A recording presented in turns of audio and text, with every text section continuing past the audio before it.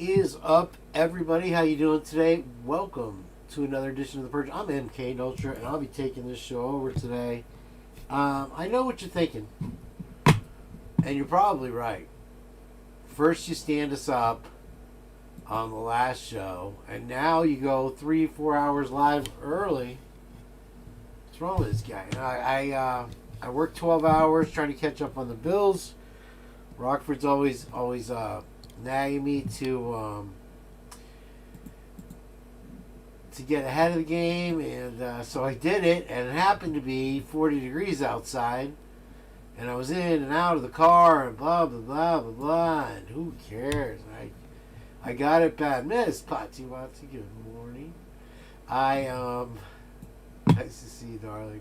You know, I have all my toys, and I feel like dog poop, but I got everything over here all set up and ready and happy, and I got the cool synth sound I sent to Lucy Morningstar for your song, and I haven't had one inkling to play, but it's coming.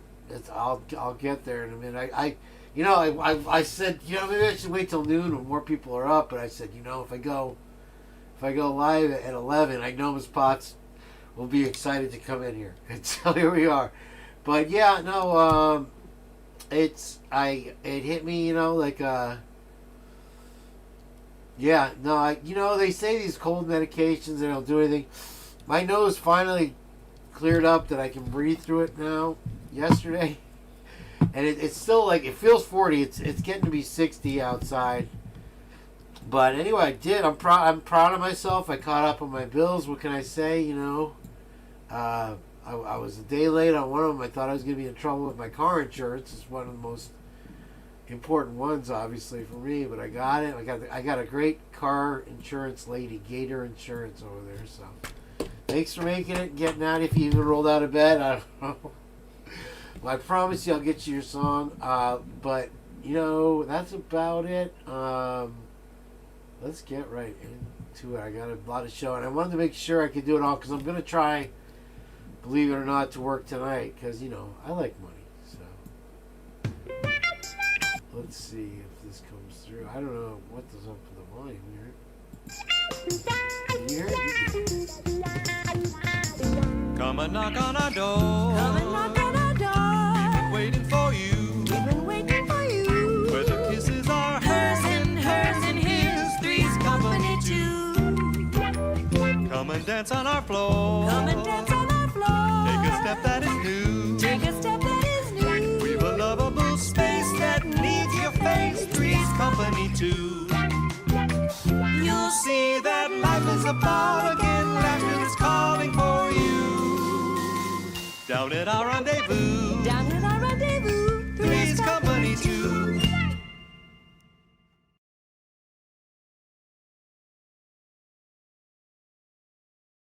I can talk. The funny thing is, not one of those people speaks a word of English. It's amazing. Yeah. Let's keep going. There's so much to get into today. And, I'm glad you're here. Hopefully you can participate if we can get Jage in here. Otherwise, we'll do it next time with the GIS and the drone. I don't want to. You're sick. I'm sick. I got a lot of other stuff to talk about. But we'll give it that general discussion of what I found with drones and what, whatever. I walked in and been like, dude, fucking J-Dub, go back and get your law degree.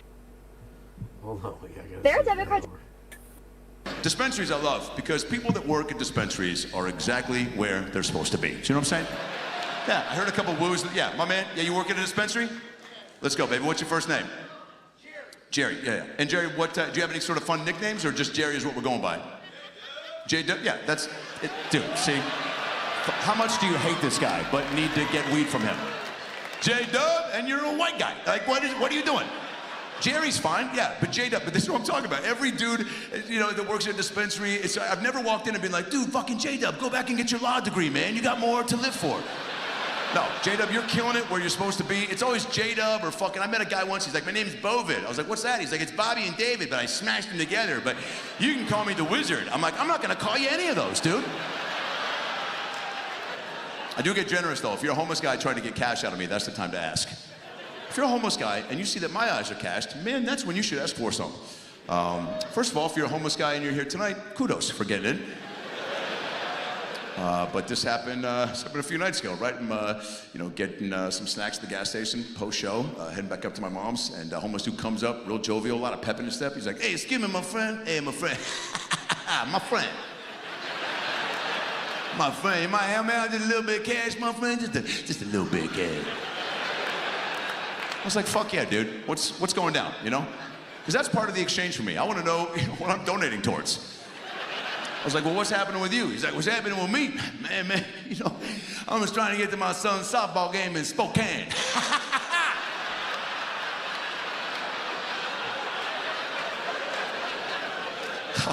I was like, fuck yeah, dude. It's 1 in the morning. That feels a little bit late. Thought I found a loophole in the story. Crazy did not even skip a beat. He was like, it's a night game, baby. I was like, touche. Take my car. We'll get there faster. I'm a sucker for a good dad. This guy reminds me of like a young Joe Rogan, really. Cracking me up, though. That is A material right there. I didn't know you had surgery, Miss Pottsville. I'm glad you pulled. Hopefully it was just a day in and out thing. Rockford's dad had a stint put in, his neck to get the blood flowing, I guess, or whatever. And he was in and out, 80 years old. So God bless you on that. Ryan from Moscow.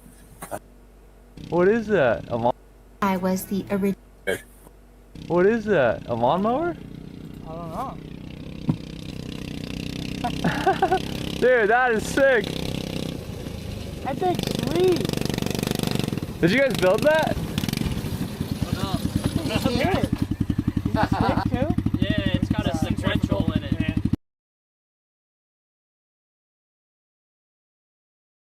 it. Ryan from Moscow.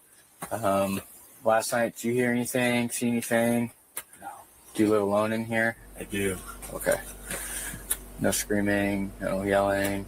No. Nothing suspicious. I didn't know anything happened until the text that I got, so it's Okay. just nothing now. Okay. Another one that says, I don't know anything. All right. Well, if something comes up, if you see something, just call. Okay.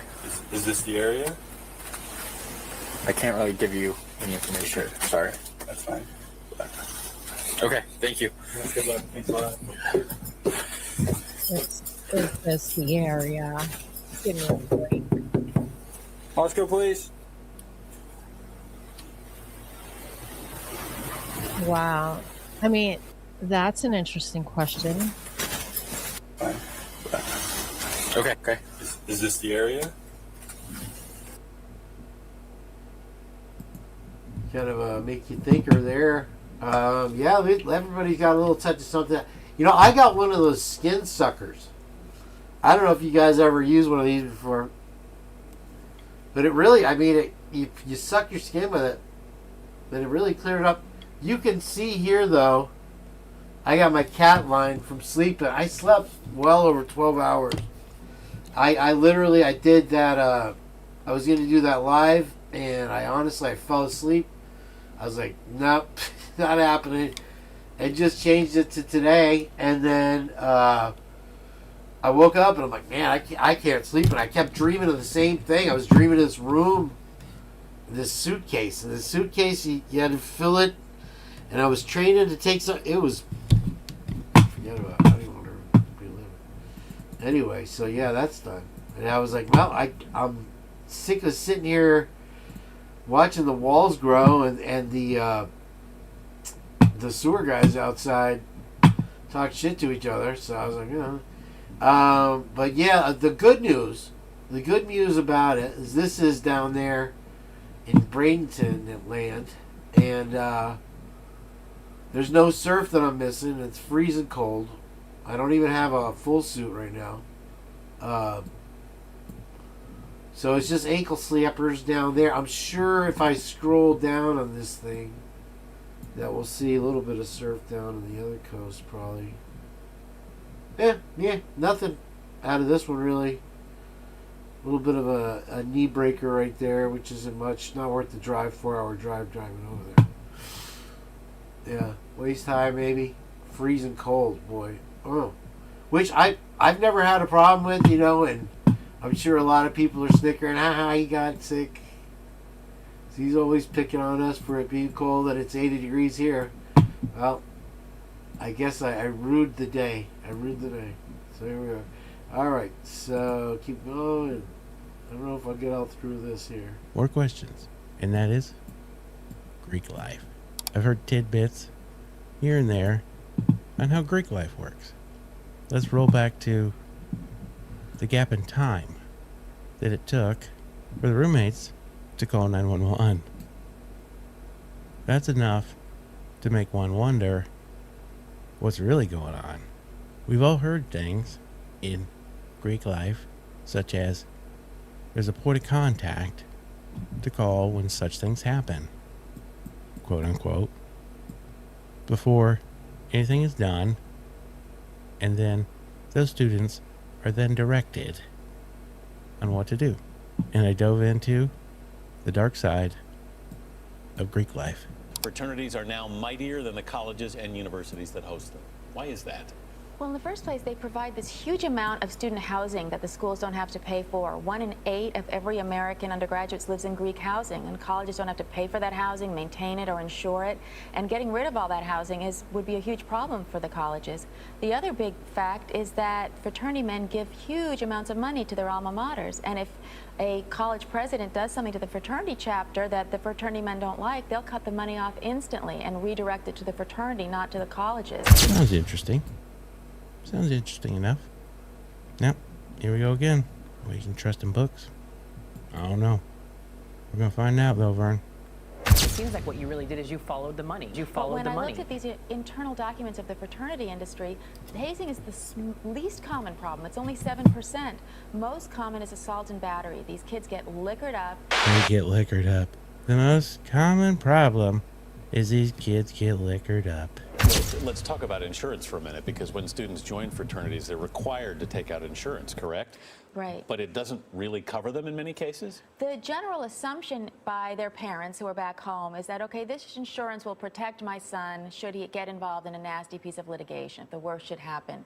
In fact, the insurance they pay for protects the fraternity against their son. If their son makes a huge mistake and the fraternity's held liable, the insurance he paid into is going to help pay the fraternity's part of the claim. Well, the actual young man is going to get cut from insurance immediately, probably dropped from the fraternity, and believe it or not, probably the single most surprising thing I've learned is that the sum of money that pays his damages is his parents' homeowner's insurance. Yep. She just said that. When your kid goes to college and he's in a fraternity or a sorority, you gotta take out an insurance policy on the little bastard. But to me, this sounds like you are like going into an old folks home. Like you're signing some shiz away before you go in. I don't know. We're going to find out, though, because we're going in. All fraternities share common risk management policies. They're extremely strict.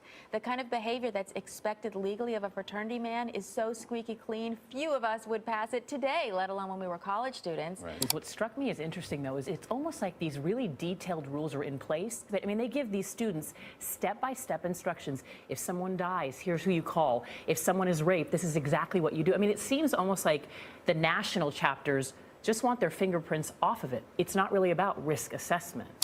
Well, boys, that was something. That was an interesting statement by the lady in the purple. Yep. Seems like some things that we've seen a lot of. Huh? What did she say again? Let's back that up. Let's back up what the lady in the purple said. National chapters just want their fingerprints off of it. It's not really about risk assessment. I think in the worst case scenario, we can look at these risk management policies as very cynical, almost a cynical hoax perpetrated by the nationals, as though they can say, look. Real shocker. They just want their fingerprints off it. Put in the paperwork. Push it, boys. Stay tuned.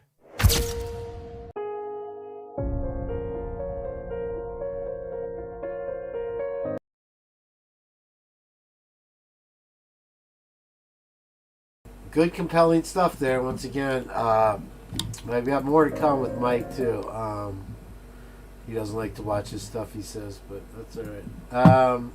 Folks have no, but idea what honestly, yeah, definitely CBS been getting a lot of credit from going from a butthole crack in the multimedia stream there to getting a little credit for putting out some honesty, I guess, here and there. I'm a little loud. But yeah, saying something that we've been declaring all along, and that angle of they are now more powerful than the universities themselves is a pretty bold statement, you know. And it makes me wonder if so much money is coming in from the alumni. Are they really doing it to support the fraternity, or are they doing it to keep shit squashed? To keep shit they did when they were younger. It's hush money, you know. It very well could be. But so redacted. Good to see you. Good morning, T. Coon. Grace us with our prayer early here. Still before noon. I love it. Yeah, I got a little cold. I'm sorry, fighting. I'm sorry. I apologized again for standing y'all up the other day. It hit me all at once. So here we are. I'm making up for you. I couldn't stand any longer, so I went early. Here we are. Police put their bodies on the line every time they go out into the field. This would be when something like this happens, what does that impact mean for? Police put their bodies on the line every time they go out into the field. When something like this happens, what does that impact mean for departments, directly with that officers and other ones who are responding like APD in this case? Yeah, it's anger. I'm extremely angry to watch this and to watch this video of him being executed. He was executed by this man who knew he was a cop, knew he was a police officer, and he did it. And so to think about what this family goes through as law enforcement, Caldwell, the precinct here, precinct 3, there all night from at 2:30 in the morning, there all night until his body's transferred to the ME's office. And so it is a process that is heartbreaking. And everybody in this city, a police officer was killed in the city of Austin, in my city. And that's how we should feel about this. It is unacceptable. He was murdered, he was executed in that parking lot of that club. Police put their bodies on the line every time they go out. Hey, good morning, everybody. How you doing? Welcome in. Absolutely appalling situation there. If you've seen the, I think I have the video. Unfortunately, I understand the. So you're a type few 1 days old, now. So you're a type. Like I had this ready for the other day, and I got it hit me all at once. So again, apologize for that. Here we go. I'm not going to apologize anymore. Deborah Ackland, good morning. Nice to see you, Christy. What are you doing in here? Trader. No, I'm just kidding. All right, here we go. 1 diabetic, huh? Yeah, you wouldn't think, but true.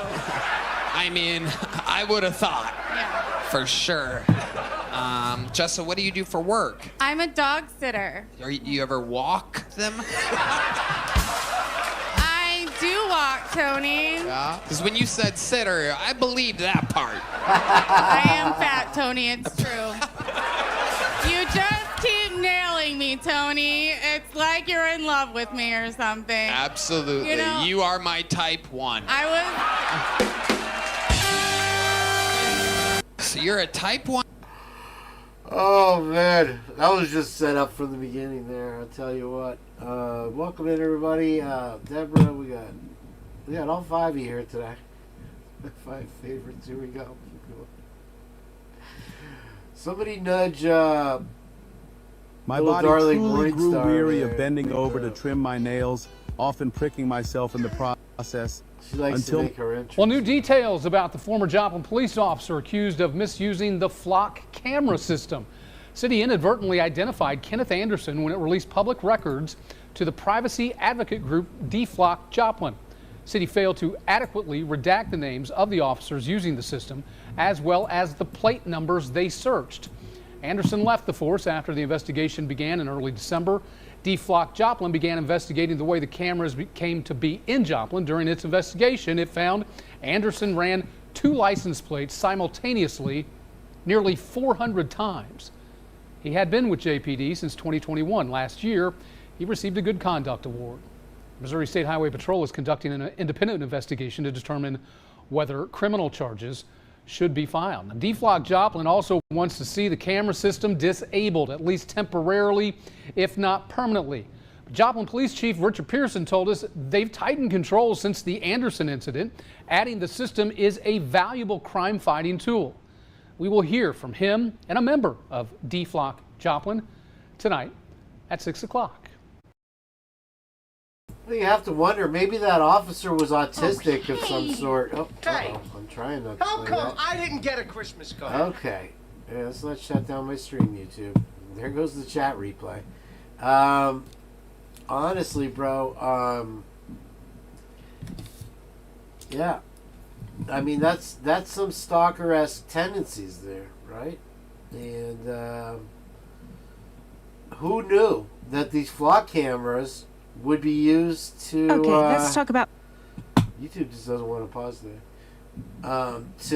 For nefarious means, you know, because whenever you give absolute power, it doesn't corrupt absolute. Or no, it does. It automatically does. This guy, he's checking out his ex-girlfriend and her new boyfriend 400 times. In what, an hour? You might as well had a drone flying over her car. One of the quietest, scariest parts of this case. After IGG, Brian Koberger is not some random, unrelated person from the general population anymore. He's someone who fell out of a family tree. Here's the basic architecture the state is asking everyone to accept. First, they use IGG, investigative genetic genealogy, to say the source of this DNA is probably in this family branch. Then, that branch, law enforcement picks one person, not from the whole world, from the related group IGG just flagged. Only after that do they run a traditional likelihood ratio, an LR, and talk about it like it's comparing this man to some random, unrelated person from the population. That's the core mismatch. Once IGG has funneled you into a family, H2, the alternative hypothesis, can't honestly be some random, unrelated person anymore. It has to grow into something like some other relative in this IGG flagged family, plus all the non-crime ways this fragile trace could have landed on this item. In other words, it has to grow into activity level propositions, not just whose DNA is on the strap, but how and when did it get there in a... Which right there, I think, is something we've been asking ourselves all along. And, you know, no matter how you slice this shit, it's coming up lies and empty tales. So, you know, I don't know what us proving anything. The Rubik's Cube has been solved faster and faster every year since it came out, and it won't be long before they can solve it in negative time, enabling people to travel backwards in time using a Rubik's Cube. The maker of the Rubik's Cube, Mattel, intends to use that to travel back in time to when they manufactured them, and the ones that they've already sold, they'll take those from the past, bring them into the present, so they can sell them at 100% profit. The problem with this is it's great for capitalism, but that additional weight of all those Rubik's Cubes will shatter the Earth's mantle, causing the Yellowstone volcano supervolcano to erupt, which is going to send the entire world into a volcanic winter. Okay. Enough of the crazy guy predictions for today. I don't know what I was smoking when I had that guy picked out. All right. Keep it going. Whew. All right. What's this? Christie's chaos. What the hell?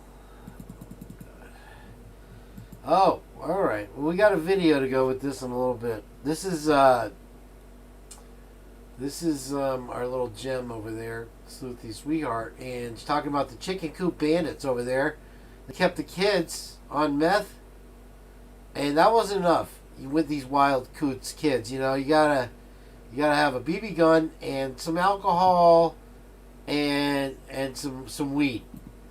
That's the only way that you can keep these kids in check.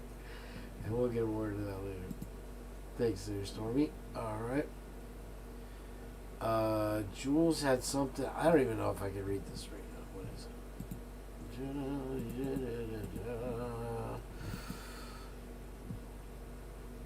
A surviving resident of the King Road residence reported to the police that before the murders, Kaylee Gonzalez had seen a shadowy figure watching her from the tree line. Now it's all of a sudden it's a news bulletin that everybody knows. Residents, which freaked her out. Other people also said she was having issues since May 2022, and the G's already came out and said she didn't have a stalker. Because so it's on the G side, it's either were they not talking and that she didn't tell them this, or was it not a thing and it's being made up after. This was not a stalker. This was a guy and his friend asking out girls supposedly that one of the parking lot. Anyway, it's all craziness. It's nuts. Data derived from internet advertising. It's since been reported that the FBI has admitted it bought U.S. location data. Is the FBI purchasing location data from commercial sources without a warrant? This is an area that requires a little more precision and context for me to be able to answer that fully. They'll just never answer a question. So let me have my staff follow back up with you so that I make sure we'll that I get back don't. to you on that one. We'll be waiting.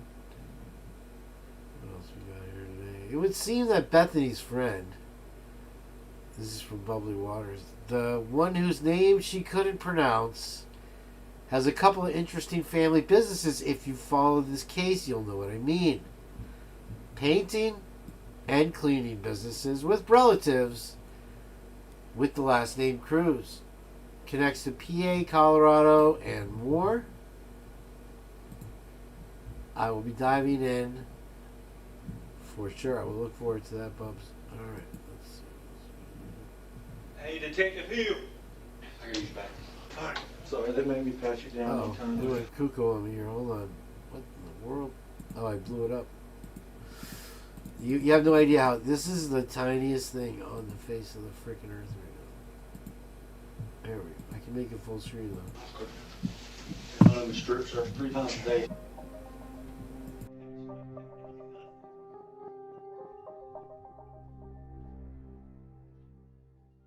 My thoughts on it was, this is actually good for me because she's going to be on my side this whole time. Based on my one conversation with her, she doesn't like Cody. She's over him. She doesn't care what happens to him. She's going to come in and she's going to be like, you better tell him everything. I'm sick of having to deal with this, you know. You better tell the truth. I was thinking we're going to have this wrapped up in 5 minutes.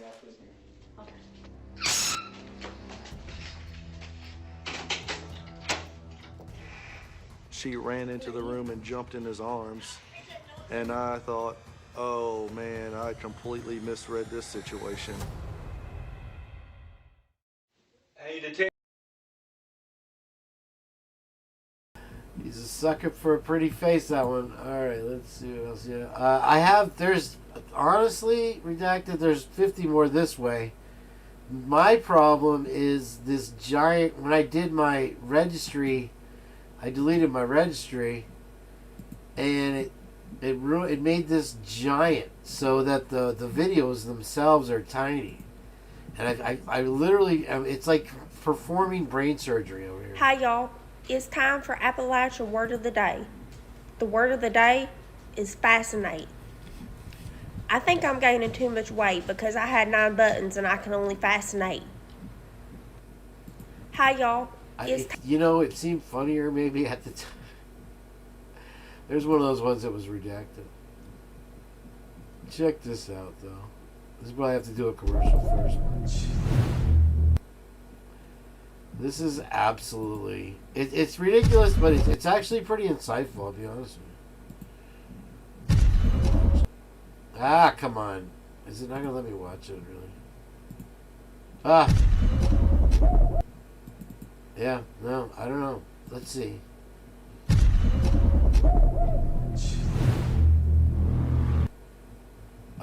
Every time I touch it. There we go. Let me get it big. Oh, there you go. I'll try it over here. I'm in Laredo, Texas, a dangerous border town where the cartel has complete control over the migrant crisis. Building on our first video, I'm diving even deeper with those on the ground to learn about cartel networks, stash houses, and the border wall to uncover the truth. Because the question remains, is a secure border even possible? But first, if I was gonna ride along with these guys, I was gonna have to train just like they do.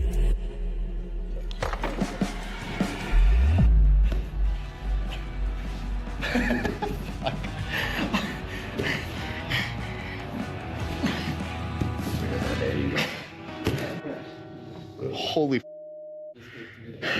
that was the most humbling experience of all time. So I started my day getting choked out at 5 a.m., but now I wanted to see one of the ways migrants do go from these border towns after they're smuggled to other states like Colorado to What's even up, New Migs? York. How you doing Because today? as you saw in part 1, we were finally able to get the approval to go inside the stash house. Oh, it's open now. They beat the crap out of him at 5 in the morning. We're Then just, they're like, "You're waiting good to on come with us now." How many people there were in the stash house? 17. 17 people. Yeah. Yeah, and you'll see right now once we go in, okay, how did 17 people even fit here? You see, it's kind of like a smaller home. I don't know the exact square footage, but it seems to be like a 3-bedroom. Vamos a entrar adentro, oiga, ¿está bien? Sí. Gracias. Sí. Sí, sí. Yeah, they don't want to come out, and that's what she's saying. So. Oh, yeah. You can smell it. So just imagine 17 people in here. It must have been real bad. It is a 3-bedroom, but it's very small 3-bedroom. And this is not even a bedroom. This is more like one shower. Just one shower, one restroom. This is just the living room, I'm thinking. You have 2 rooms. This room and then that room. Yeah, man, you can. So was everybody sleeping in here? Yeah, everybody's sleeping here, sleeping over there. They're sleeping anywhere they could. But you can imagine like this place is not meant for 17 people. Obviously they cleaned it out. Some of the, these were some of the old mattresses and stuff like that. But yeah, man, this is pretty bad conditions. And then obviously one shower for 17 people. I mean, this isn't even really a 3-bedroom. It's a 2. It's a 2-bedroom. It's like a 2-bedroom with a. This is in Laredo, Texas, right on the border of Texas but they and were using it like a Mexico. bedroom. Juarez, Mexico. So what happened to all the migrants that were rounded up from this? We'll interview them, especially if there's females involved. We want to make sure that none of them got assaulted. Obviously, the males too. We'll go through some line of questioning. Any of them were threatened. Any of them were they were going to be trafficked. If any of their property got stolen, and obviously who is the person who brought them here and who's going to take them out. One of the telltale signs, I think they closed it out, but one of the telltale signs, they'll put foil paper. You could kind of see they're restricted off a little bit, but they'll glue it. Sometimes you kind of see like all the adhesive. They'll glue it on the windows. Sometimes they'll board them up because that must make it infinitely hotter too. Yeah. Right? And then not only that, but they'll put like sometimes like makeshift curtains, like really heavy curtains.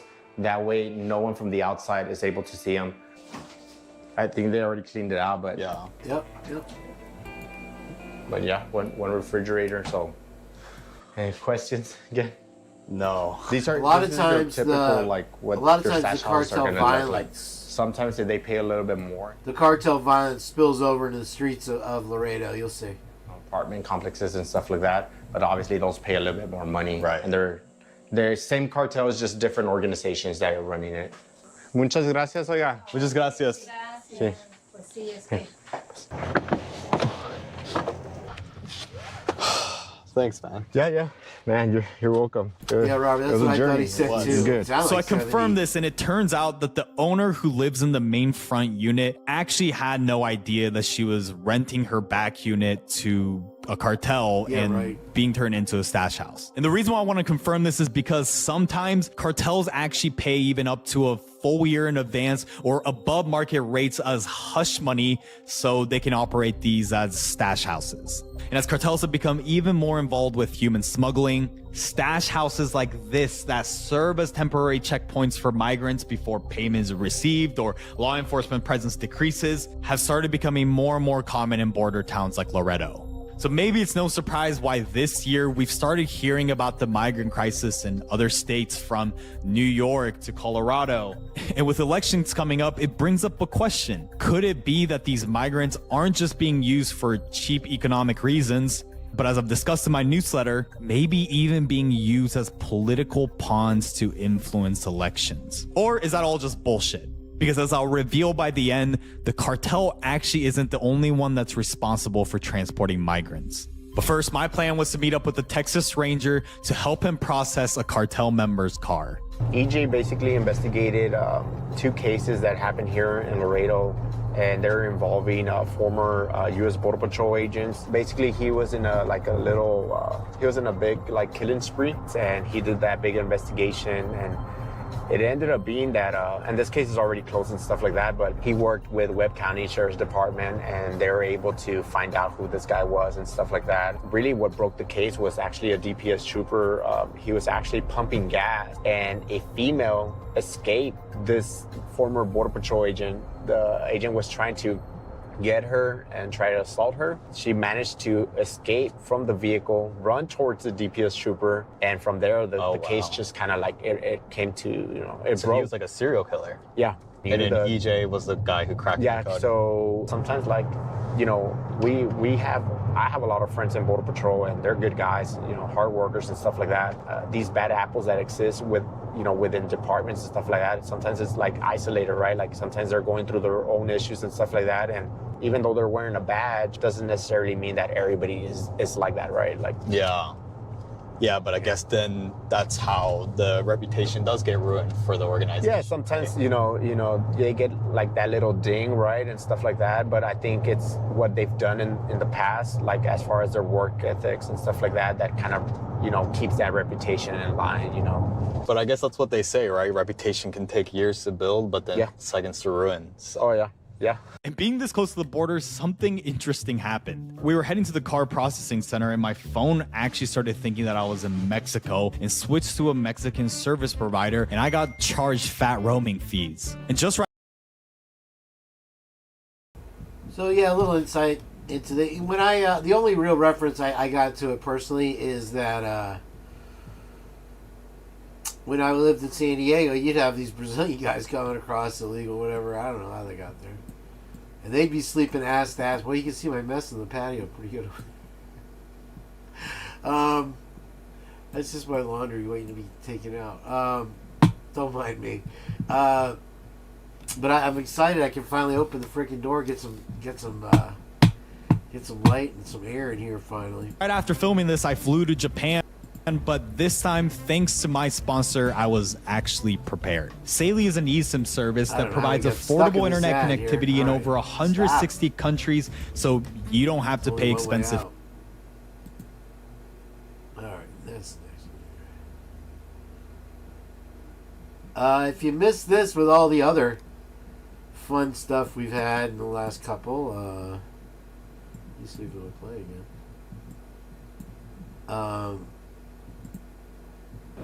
Well, then they're in violation of the law. Very severe things. No, I want a cap on credit card interest rates because some of them are 28, almost 30. Well, then they're in violation of the law. Very severe things. No, I want a cap on credit card interest rates because some of them are 28, almost 30%. And the people don't know they're paying 30%.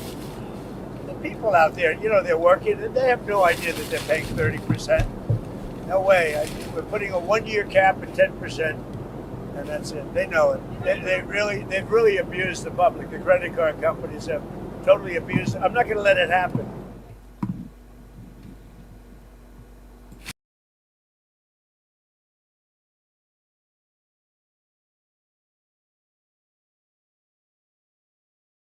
Excuse me. All right, yeah, the people have been paying 30% for a long time. It'll be interesting to see with that and the Doge money that he's promising. I You guys think hear he about wants to Aura make Ring? that ghost thing. I think he wants to make it his legacy. Look, you know, if nothing else, you hated him. He gave us all 2 G's. End of story, you know. Teamed up with the lovely company Palantir. Come on! The Department of Defense, they're using the Aura Rings for soldiers to collect biometric data. They have to use Palantir's security systems to keep that data secure. But you know there's going to be weird loopholes in access. For sure. Probably exactly what RFK was talking about. The wearables. He says, I want everyone wearing a wearable by 2029. You know, if the government issued rings for people, it's like, listen, this is going to be great. You can link it to your healthcare. It's going to be awesome. They passed this thing in August 2025. Aura revealed it's partnering with the Department of Defense, leveraging Palantir's FedStart platform to enhance data security for military use. And they're like, no, it's not going to collect the data of everyone that has an Aura ring. And it's like, guys, trust us. Come on. Guys, We trust wouldn't. us. We would never do anything like that. Honestly, that idea didn't even cross my mind. We do read your texts and emails, but we would never collect your biometric data. What are you talking about? You guys sound crazy. I'm leaving. Put on this ring. You guys hear about Aura Ring? They've teamed up with The Aura Ring. So, you know, it's a beautiful thought to think if you were wearing a ring and it alerts you your blood's not flowing right or your heartbeat is off or whatever, you know, you're going to have a stroke, to think that this thing can save you. Now, they're going to steal all of your data, and the real problem with that in the long run is that you're going to have you're going to have the insurance companies use it against you, you know, right? Obviously, so now your rates are going to be affected by your reading on this ring, and then, you know, next thing you know, you're doing commerce through it, whatever. Let me get through these, try and get through these things here. This is silly. MSNBN, stupidity. This is a good one, though. My buddy, he'll sit here and watch these all freaking day. What's this thing here? Oi.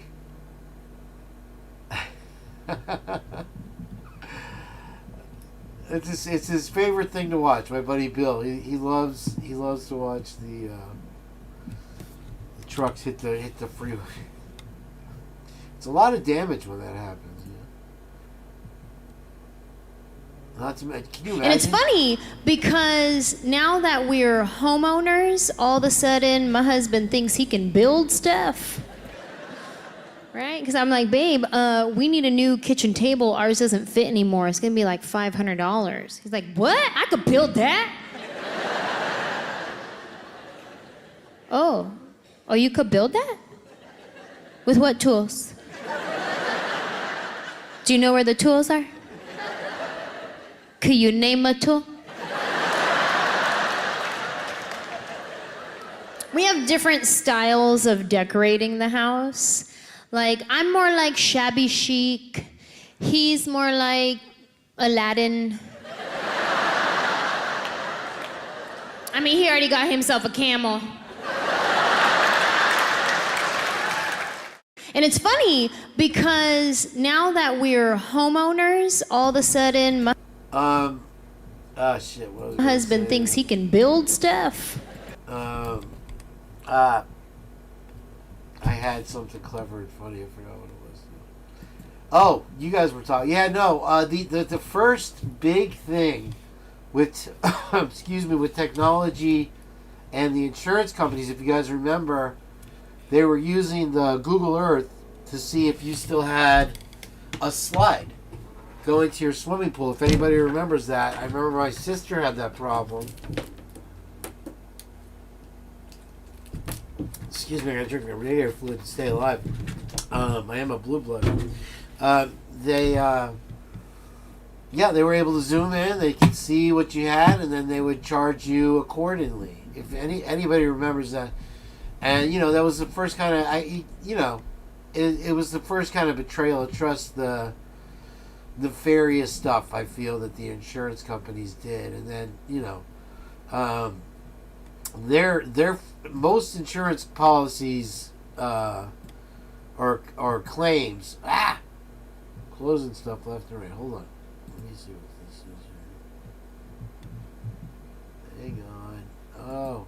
Shit just went sideways, Miss Potts. No. Here's a brand Girl new better way to surprised sell your everyone house. when she So if you're Okay, thinking about stop. selling anywhere within the Wow. Tampa area, including the blue areas on this map, and you want to make sure you get the most when you sell without it sitting on the market forever, then Imagine this. You call 911 in an emergency, and the dispatcher pulls up your location, and your name shows up with a red flag next to it. You've never been arrested. You've never been charged. But some system out there decided to flag you as a potential risk. So what decides this so-called red flag? And how close are we to a system that scores your entire life? I'm Jeff Hampton, the People's Lawyer, and in this video, I'm breaking down number 1, how cops are secretly scoring you and keeping a watch list in your community. And number 2, specific actions you can take to stop cops from flagging you on their made-up watch list. Oh, and stick around to the end, because if you let me know you want it, I'm going to provide all of my members an investigative guide on algorithms and policing so that you can stay on top of your community leaders to make sure they aren't keeping a watch list and monitoring innocent people. Welcome to the future of surveillance, because it's no longer just cameras on the street corners like I've covered with you before. I'm talking about systems that collect years of data about you. Collect where you go, who you know, what you post, how often police get called near you. Then run it through an algorithm to predict what you might do next. And unfortunately, this is already happening in the US. Police departments are already using what is known as predictive policing tools to assign citizens threat scores to determine how much they should be watching them. Oh, and it's not always based on convictions. Sometimes it's based on patterns, associations, or risk factors. Now I know what you're thinking. This sounds a lot like China's social credit scores. And you're not crazy to think this way. The only difference is, fortunately, the US doesn't have just one national score that they use like they do in China. But the infrastructure is eerily the same. Collect your data, assess you a risk, and change how they treat you. So let's define what exactly is predictive policing and how does it turn into a score on a person. Predictive policing uses data and algorithms to predict future crimes. More specifically, there's 2 main types. Number 1, place-based predictive policing. Here, cops are looking at hotspots, maps that say crime is likely here, so police and resources get directed to that area. And then number 2, person-based predictive policing. Here, AI algorithms assess risk to individuals, predicting whether they are likely to be involved in crimes or to become the victim of a potential crime. And here's the problem. That score can be built from factors that have nothing to do with crime or any prior convictions. In fact, predictive policing algorithms like PredPol have been known to use factors such as arrest history, even without convictions, your proximity to past incidents, who you may associate with, calls for service near your address, social media signals, and finally patterns the algorithm thinks look like risk. And if any of these are a hit on your profile, you can now be treated as a threat. Not because of what you did, but because your profile matches the shape of someone who might. And thankfully for you and I, one big city in the United States chose to take this concept and make it one big experiment, exposing the fraud of the entire idea. This brings us to Chicago's strategic subject list, otherwise known as the heat list. What was it? It was a ranking system that scored people based on the risk of them being involved in gun violence. What did it use to generate these scores? It pulled from arrest records, prior victimizations, alleged affiliations, and other hidden police metrics. But here's what made it terrifying. It flagged an enormous amount of people, many people who had never been in trouble before and were law-abiding citizens. But here's where a watch list now turns into real police harassment. Under Chicago's heat list, once you're on that heat list, police attention will now increase around your area and around you specifically, which means more stops, more welfare checks, more surveillance. Every new encounter with the cops now generates more data, which then... I'll tell you, gosh, I just pulled it too. Was it T-Coon over here, I believe, or Satire said that the information is sent to fusion centers. I maybe that's just a different word than what I'm familiar with the info that they're collecting. But what I believe that would correspond to what I know is that they're not associated with government, these fusion centers, so there's no accountability to the law enforcement. Now they're storing it on an outside server, which you have with the real-time crime centers, which you have with here in this case, I guess, the cell phone data records. And you know, these are matters of national security that you don't know that they're using private companies to store your data. That is their big secret. That's the big taboo on this whole case. And what's going on, here she's saying, or he's saying that they're using drones to fly over your house and see if your roof is good without your knowledge. It's legal. It's nefarious, but it is what it is, and it keeps going deeper. Anyway, regardless, so that one is a good one. Thank you to him for that. So I got a dog. That's what I did. I got a dog. I got a girl dog. I rescued her, and technically I paid for her, but her name was Tina, and I saved her from that. So she's mine now. I named her Miley because my name's Hannah. So she's the other side of me. That's correct. She really is the drunk version of me. She pees everywhere, puts everything in her mouth. And I don't drink anymore, so I don't get mad about it. I get nostalgic. Like, even at the dog park last week, I felt like I was watching myself in my early 20s because she was hopelessly chasing this golden retriever while a pug ate her ass the entire time. And she just let it happen. Rolled over, actually, and just let him have it. So I got a dog. That's what I did. I got a dog. I got a girl dog. If you're easily offended, I apologize. I hope you're enjoying the show. Thank you for joining us here on the Purge. I'm MKaneUltra Takeover. We're doing things my way today. Looking for tax help? With a lot of commercials. Now there are TurboTax experts right in your neighborhood. They get to know your unique situation and get you every dollar you deserve. I've got warm socks on. Listen, I've got the heater burning my legs, and my tootsies are still freezing. I'll tell you that. Upset some people with my point of view on the Renee thing, and they're saying that they're going to unfollow me and block me and all of that stuff. And I just want you to know that I'm about to do it again. So buckle up, Buttercup. You've got free will. You can either, block me, or you're going to stay and watch this and get mad even further. So with the Renee thing, what I was trying to show you guys is how mainstream news media likes to take, a narrative, put lies in it, gaslight you, throw it out there to incite an emotional response so that you go out and probably follow ICE agents more or protest, so that they can take away from all of the fraud that is happening in Minnesota. But I am thinking, why would moms and white liberal women follow ICE agents around? What is the appeal there, right? Hi, Leslie, Billy. I'm sorry if I missed you, darling. Very nice to see you. Christy, we see you. Satire 777. Always bringing it. Thank you. Yeah, LexisNexis is a global data analytics company that stores and gathers and sells that info to insurance companies. There it is from the inside, you guys. Robert, very nice to see you. Robert Bell, always a pleasure.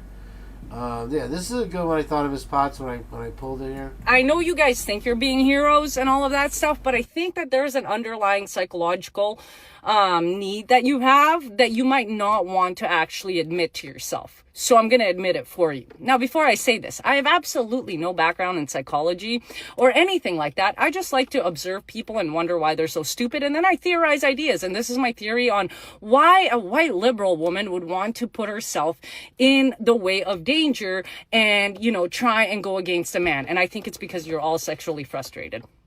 Yeah. So you have primitive needs as a woman, but your like feminist programming doesn't allow that. So you don't know how to actually approach men because you were taught men bad, right? But at the same time, you're all bored and horny at home. Your husbands don't want to touch you, or they've completely left you, or you're married to a beta cuck who probably doesn't even get an erection anymore because you've demeaned him so much over the years that he probably doesn't even want to touch you, but it's cheaper to keep her. You know what I mean? So my theory is that most of you have read way too many romance books, or that movie, that Shades of Gray, or 50 Shades of Gray, and things like that. And I think you actually want to get tossed around by big burly men in uniform. I think you honestly have a sexual like fantasy about dudes in uniforms who are big and burly, unlike your husbands who are like, you know, soy boy cocks who sit in chairs and watch you get railed by like also soy boy cocks. And you guys actually fantasize about that. Because if you were happy at home, you would be at home making your house a home and looking after your kids and all of that stuff. But no, you guys are out there like trying to fight like little full-grown sized dudes that are massive without, you know, any sort of thought of your own. And that's not because you don't have like, you know, the ability to survive or anything, or like survival skills. I think you guys are just sexually frustrated. And I think you actually like being lightly tossed around by a real big burly man. And I think that's why you guys follow them around. Because Thank you for that, Roxy Tucker. Yeah, okay. So fusion centers are associated. So that's what they had here, and it was early on in Pasco County. They were doing a predictive crime, you know, like a Minority Report, where it was based on your record. Miss, yeah, hopefully Mint for Kittens came back. Now, don't be all sensitive in the Purge, for God's sakes. Now when MKaneUltra is running the show over here. Anyway, is a predictive crime thing. And so they were literally harassing these families that had kids that were doing bad shit after school. And so it came to light in a court case, and they had to shut it down, whether they did or not. You know, they were using an algorithm to predict what areas, what families, what people would be most likely to commit the next crime. And what they were doing is literally harassing them, like knocking on their doors. We want to see them. Where are they now? What are they doing? Da, da, da. And so, yeah, it just gets nuttier and nuttier. And then, you know, another big thing that they keep under the radar here in Florida, in Clearwater especially, is the True Crime Center, or the real-time crime. And they have the real-time crime cameras in sensitive areas, you know. And chasing this golden retriever while a pug ate her ass the entire time. All right, let's get some more. Let's keep it rocking here. I can make it. I think I'm going to make it all the way through, you guys.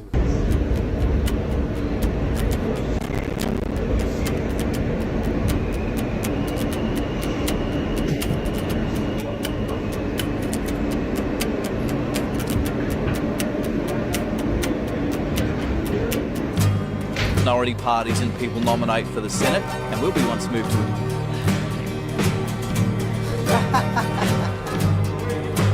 Hello, how are you?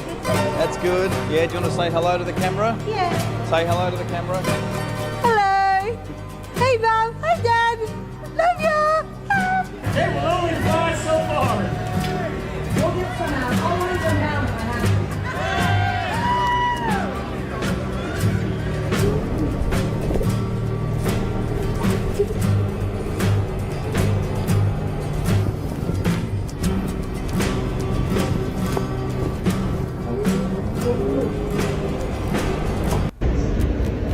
That one really, that one breaks your heart right there, you know.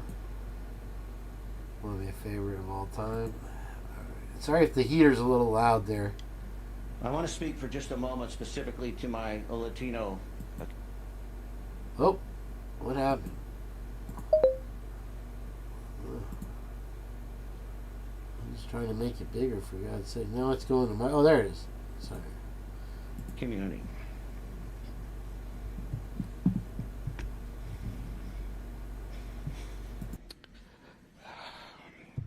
It saddens me that we even have to qualify these remarks, because I understand, or at least have attempted to understand through your voices, your concern, your fear, your anger.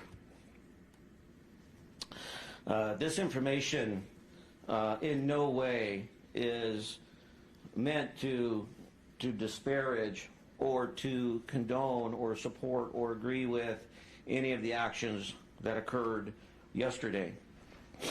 But it is important that we stay committed to the rule of law, that we stay committed to the facts, that we stay a trustworthy and legitimate police department for all of Portlanders. They do have some nexus to involvement with TDA. We can confirm that. We know that we had a shooting in Northeast Portland in July of this year, and the victim in that shooting was self-identified as a Venezuelan immigrant who informed us that the suspects in that shooting were associated with TDA. I want to speak for just a moment specifically to my Latino community.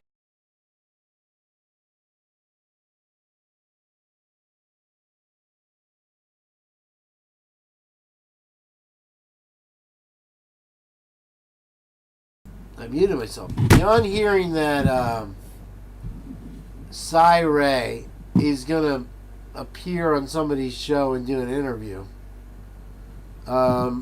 we haven't heard anything from Cy Ray as of yet. Allegedly, he's waiting till everything's cleared up. So here's the thing about Cy Ray. This mom caught her daughters red-handed, but then the Cy Ray is still he's still law enforcement, you know, and I don't think he has any intention of coming out and directly talking about this case, to be honest with you. Not to call anybody a liar. I just don't think it's ever gonna occur. I think he's already made his case with the classes that he's teaching, with the name of the class, what he's teaching in the class. There. Let me switch over real quick if I can, if you'll allow me the minute. It won't let me in. Let me go to a different one. Hold on. Which one is this here? Dispensaries I love because people that alright, I gotta switch. Everything's so tiny, I swear it's like doing rocket surgery on YouTube here. dispensaries I love because people that work at dispensaries.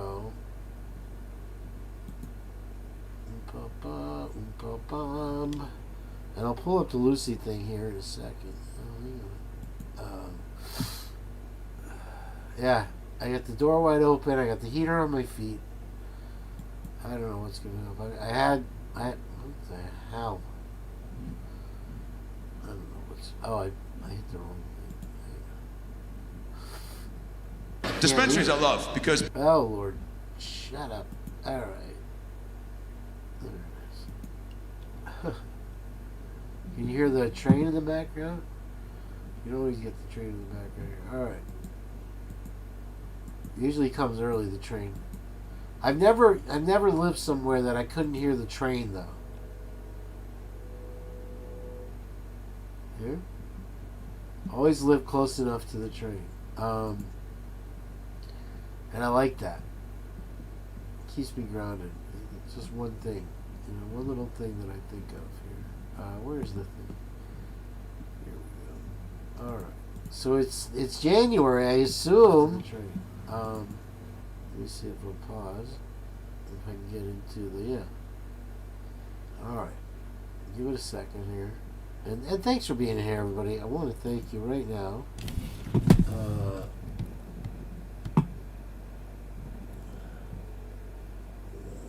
I can. I wanted to give out some memberships.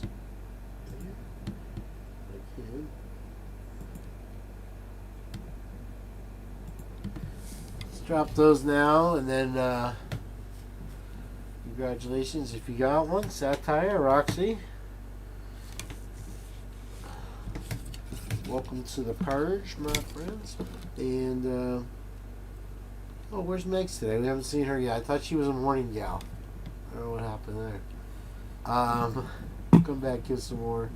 And let me get back to this. If that's why I closed all those. So I can open. Where'd it go? Where's that link, Lucy? Is this the LexisNexis latest news or something? Where'd it go? Way back there. Couldn't be that far back. Boop, boop, boop. Boo, boo, boo. LexisNexis. Blah, blah, blah. There we go. Okay, let's check it out. Sandra, very nice to see you today. Welcome in, welcome in.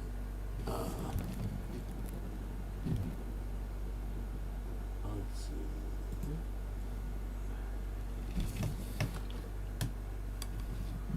Okay, best practices for exculpatory digital evidence. I mean, in my opinion, that's probably another troll. By utilizing evidence-based policing, we can develop. See, I think what he's done here, he's turned it into a positive. He's way above being insulted by some janky judge in a tiny town outside of Chicago. What does that hurt him? It's not hurting his reputation at all. He's the big daddy. He's the exculpatory evidence that tends to clear an individual from alleged fault or guilt. And that brings us to our next topic there. What did Ann suck? No. The answer is unequivocally no. She did not suck. Yes, I agree with the fact that she was, from the get, a part of this trilogy, a part of the defense, the whatever, however it goes. They want to push the pleas. They want to keep the cases moving. In this case, she did present everything. And how long I've been saying that this was too meek of a thing. And looking back now with these videos from Lucy, you can clearly see that she made a strong case. This shit wasn't going anywhere. How long do you want? And Miss Potts makes as good of a rebuttal that he pled guilty, and then Willie comes out, said 3 years, 4 years from now, we don't see any change to this case. Well, you're gonna have to admit that somehow he was involved and avoiding the death penalty by doing. I think, bottom line, the sinker is that I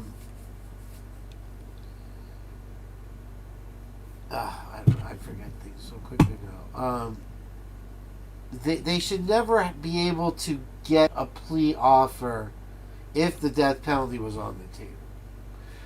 Peer review. Over the years, I have looked at millions of lines of data created from mobile devices. These data sets are complicated, ambiguous at times, and contain enormous amounts of data. Thus, the more eyes, the better. Throughout the analysis and investigation process, several people should be involved in reviewing and summarizing the data. Once conclusions are reached, I know we're all chuckling with that one, right? Once conclusions are reached, new sets of eyes. I can hear a cackle or two coming from Ohio. I ran into a nice elderly couple from Youngstown. I asked them if they knew you. They hadn't heard you. Once conclusions are reached, new sets of eyes should review these conclusions. You think?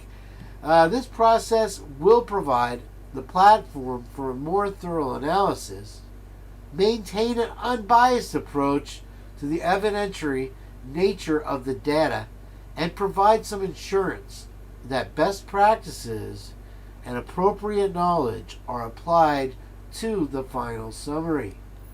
Providing the basic model, we are creating the first step in establishing evidence-based policing.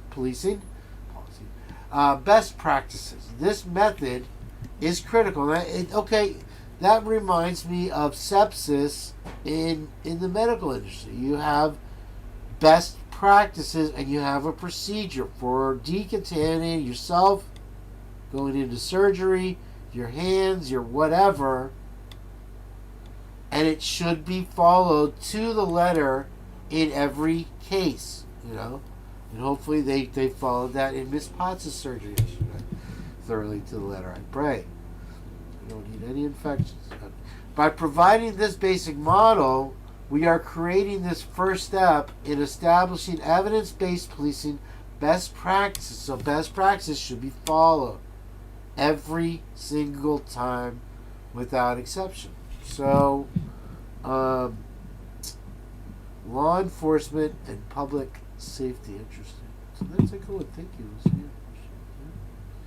Good looking out. Hope the pitbull hippopotamus is doing well. Better than me, anyway. Oy.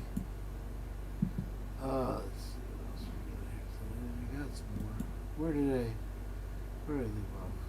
My daughter texted me from the school bathroom this morning saying her new teacher told her something no child should hear.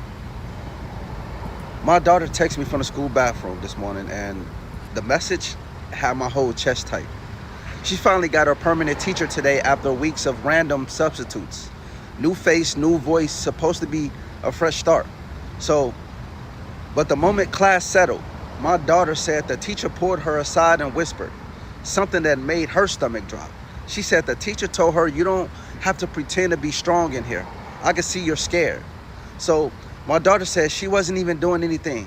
Wasn't crying, wasn't shaking, wasn't talking. She was just sitting there.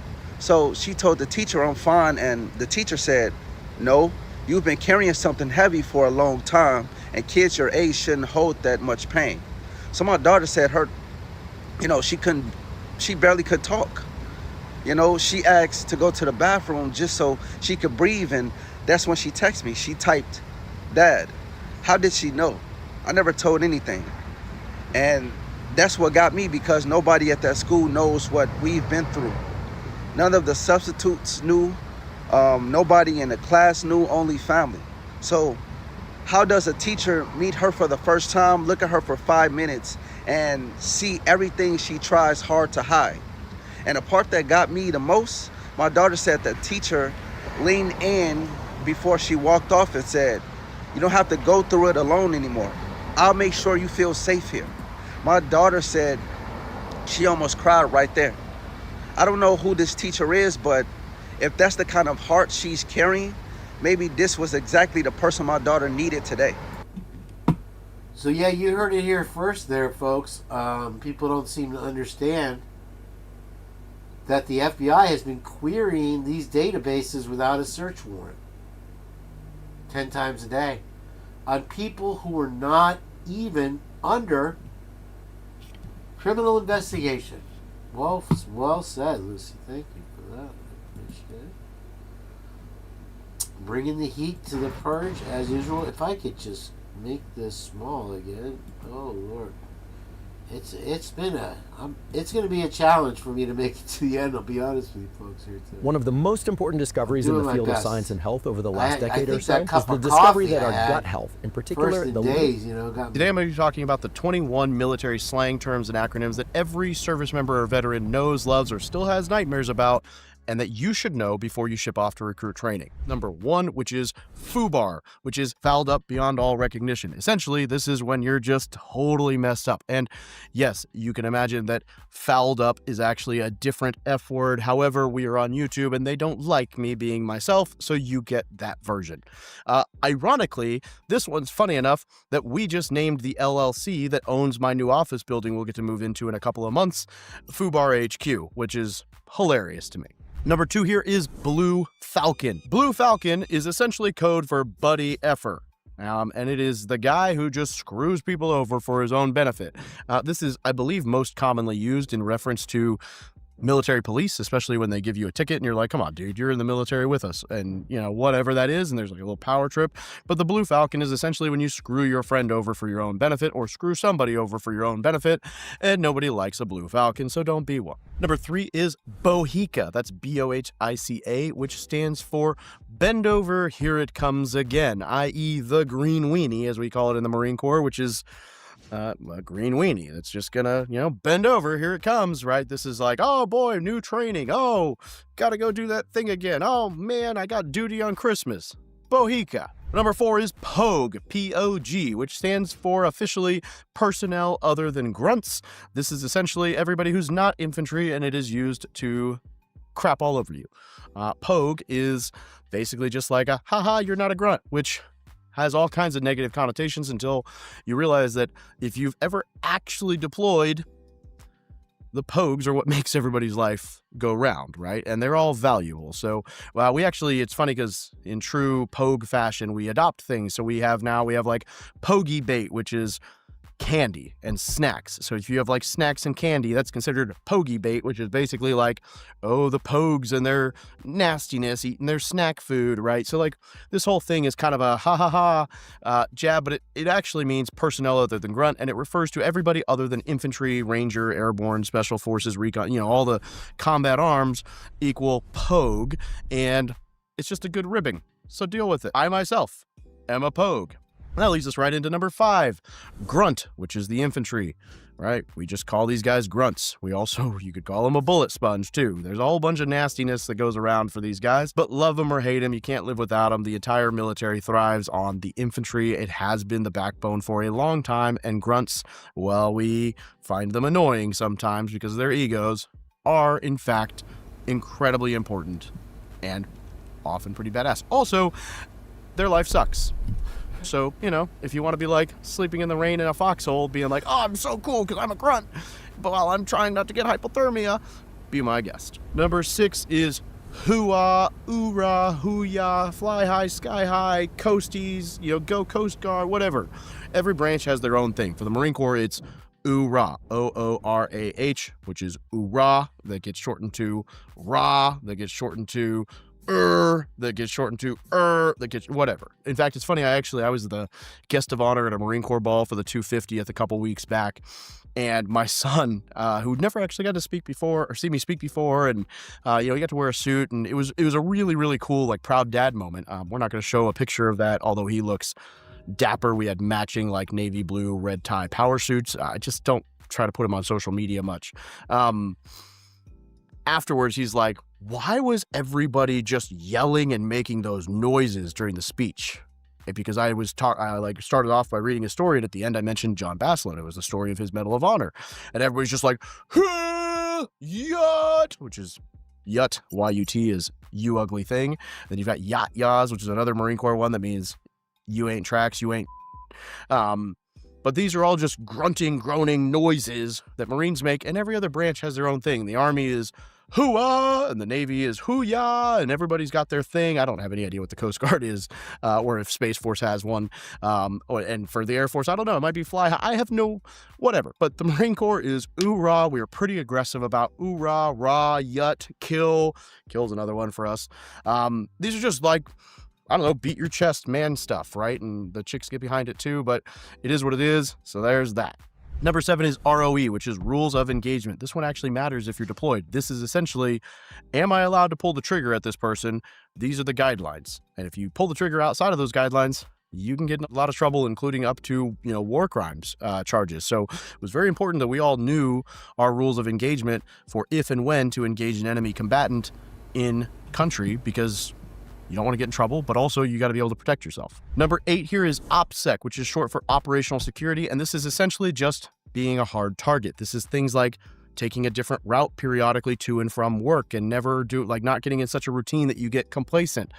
This also looks like not telling travel plans. This is why it's important that reporters don't know or tell the world about what units are going where when, because then that aircraft or the airport or the buses to and from can all become a target. So when I was the logistics, I was the MAGTAF MMCC, which is the MAGTAF Movement Control Chief at 1 MEF, which is largest command on the West Coast for the Marine Corps.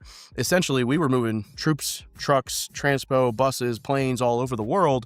And we moved like hundreds of thousands of troops and millions of tons of cargo. We couldn't be talking about what we were doing because we were putting people's lives at risk if they knew when, where, and how people were moving. So operational security is very important. That's actually one of the large reasons that you never see Marines traveling in their utilities, their camouflage, their desert or woodland camis, because you don't want to be walking around town representing, I'm in the military, I'm a target.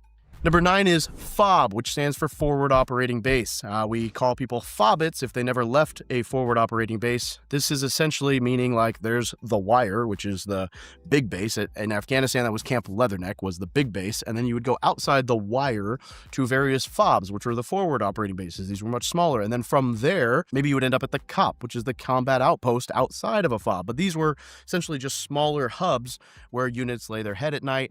And so being on a FOB meant that you were outside the main protective, big military base and a little bit more risky. Number 10 is the PX, BX, NEX. This is the personal exchange, the basic exchange, or the Navy exchange. Basically, this is the place on base where you can go and buy all your goods. This could be a uniform store or a bar. All right. I wanted to run the first 10 of those. Maybe we'll get to the second 10. I did see that with JJ, the OPSEC thing, when he was on his travels, as much trouble as he was having. And hopefully he'll jump in here and give us a little briefing about the grid thing and the drones and all that stuff. He had promised, you can get some good deals at the PX if you can get in there. I remember they had a Stratocaster for $600 I wanted once. This is pretty interesting right here. You win, we'll fly to Asia. If I win, we'll fly to Paris. I bet you won't get tone with it. You think the speed of light is just a number. 299,792,458 meters per second. Fast. Really fast. The fastest thing we know. Fine. But why is it the limit? Why can't you go faster?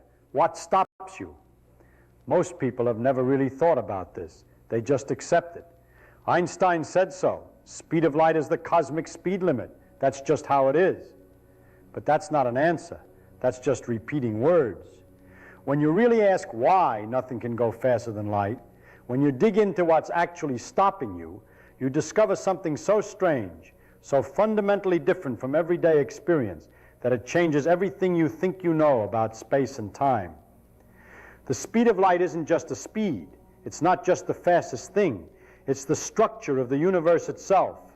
It's woven into the fabric of space and time in a way that makes going faster literally meaningless.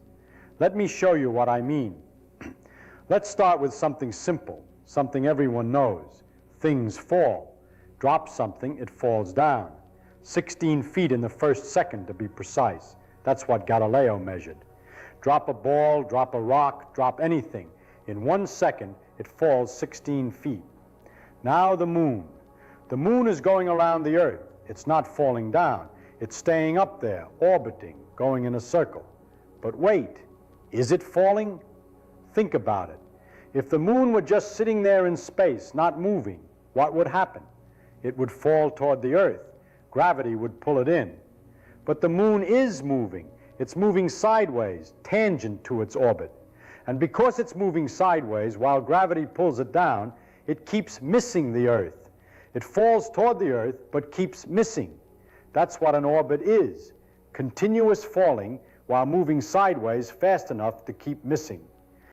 Now here's where Newton had his brilliant insight.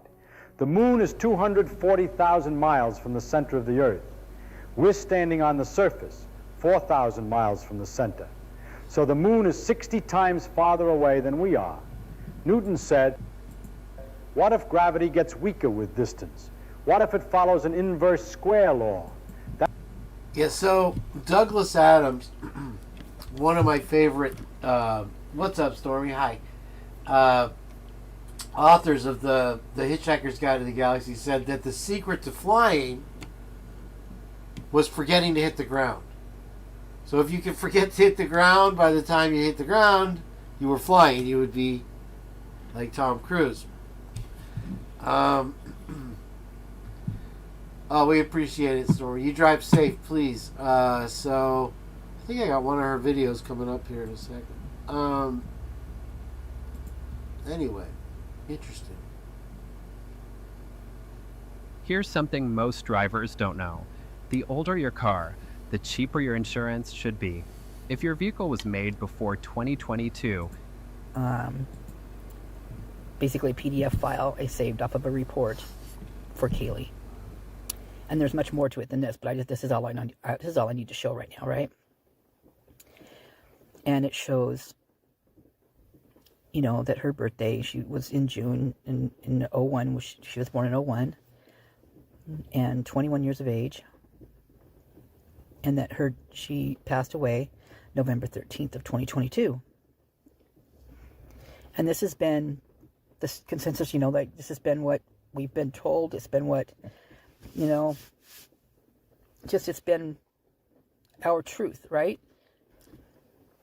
And then a while back, I came across, actually a friend came across it underneath the, when you would look up King Road, the 1122 King Road, it popped up this particular thing for her, and it came up as her death not being this date, but it being December 10th of 2022.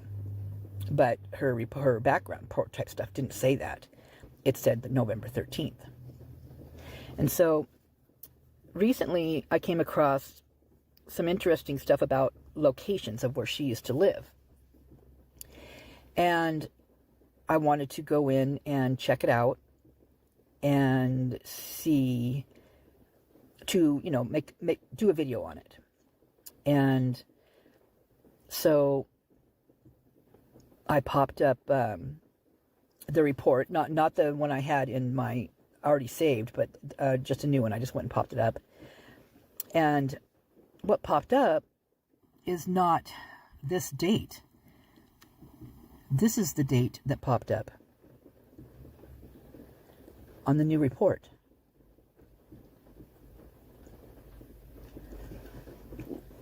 So my question is, why is it changing? And what's the real date? And if this is the real date, why all the big lies? Why the lies? And if it is, and if this is really it, is there more to the story? Well, obviously there's more to the story, obviously. But what else? You know, I remember hearing, you know, the Daddy G say, well, before this all ends, there's a bunch of other stuff that's going to come up, or a bunch of basically crap that's going to, you know, probably have to come out about the family or whatever. Something to that point, something like that. I'm not exactly sure what it was, but it made me go, what do you mean by that, you know? And I've heard other people talk about that as well. But this change here, right? Now, mind you, I popped in here about a month ago because I told you I found something about these addresses and stuff that really, really concerned me. And I was going to do something then, but I just there was so much going on that I didn't do it. And when I did it then, it didn't say December 10th on it. It still said November 13th. But last night, when I put it on here, this is what I see. And I went in to actually start making a video on that. A lot of things have changed on that actual report. One of them being the addresses. Now, interestingly enough, I have saved all of them. Thank goodness. Because I'm a writing freak. I write everything down in notebooks. I have papers from here to God only knows. All over the place. Can you imagine what a filing cabinet looks like in my car? Yeah, not too good. But I kind of I have a little of a, I don't know, filing system in my head to know where pretty much everything is somewhat. I mean, sometimes it'll take me a while to find it, but I always find it. And there's some things that are real interesting to me, extremely interesting to me. And that would be that the reason this was brought back to my attention to go look last night is because people have been doing this stuff on Gower, right? Looking into the Gower guy. And you already know how I feel about him. So I decided to go back in and look and see what I had in my little, you know, gallery in my phone, in my phones, and came across a video of a place that he used to live on Jefferson. Well, underneath Jefferson, he had a roommate that lived with him for a while, and then he didn't because he bought a house in Rathdrum. Now, the house that he bought from a real estate guy who is the same guy that the G's bought their house from.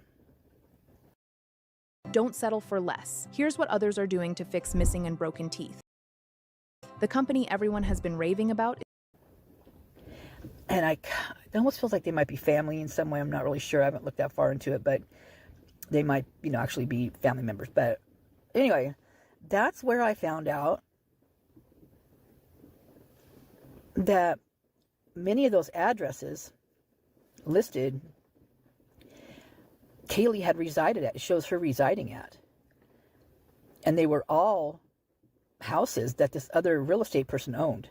It wasn't, I don't know whether they're family or not. I have no idea. Haven't looked that deep yet. And it's going to take a while because I'm seriously kind of a little freaked out about this. So now, and mind you, it's not just one or two or three addresses. It's several addresses that show as being a place where she resided, as being, and not only that, but there's a zillion phone numbers, a ton of emails that are all listed in Kaylee's name. She's not old enough to have all those. Anybody else her age in here doesn't have maybe one or two at the most emails, 3 maybe. If they have their school email, they have a job email, their personal, maybe a couple personals. And addresses, they've had where their parents lived, maybe, their first apartment, maybe a sorority type thing that house lived in that got mail at, whatever. Something like that.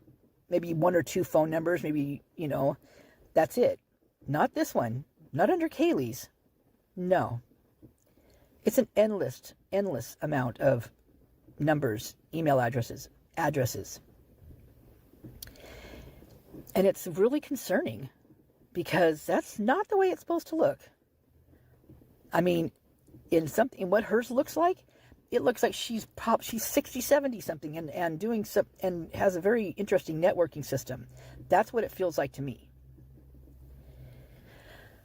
So I really don't know. I just know that these places are not just like, in Rathdrum. They're not just right there. They're all over the place. Different cities, and they're even in different states. So, I don't know. I just thought that this is something that needs to be talked about. Something needs to be questioned because if the real truth's going to come out, the whole truth has got to come out, right? If we're going to know what's going on, that we got to know what the real truth is. And what is the real truth of the day that she passed away? Yeah, no, I'm not sure where she's getting her information either. She's got filing cabinets in her car of it, though, apparently. But I thought it was an interesting topic. I wanted to touch on it there. Let me go back, if I can, to the chat, and I'll put it in the chat here. Is it Purge? Let me see here. Are we purging? Yeah, I don't know what Mexico time is right now for JJ to join us. I did try to call him earlier, and the phone is going through, and I text him that we were live. So hopefully he'll jump in here like he does at some point here. Let me see if I can get the chat going again. I'm hanging by a thread here, guys. And thank you everybody so much for joining us today. I appreciate it on short notice. This is the name of the... Oh. That's not the name of the video. I copied. Anyway, it's one of our more recent ones there.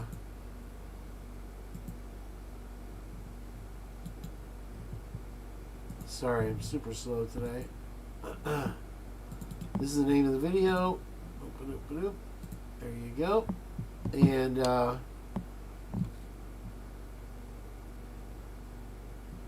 well, it's in the second part of that anyway.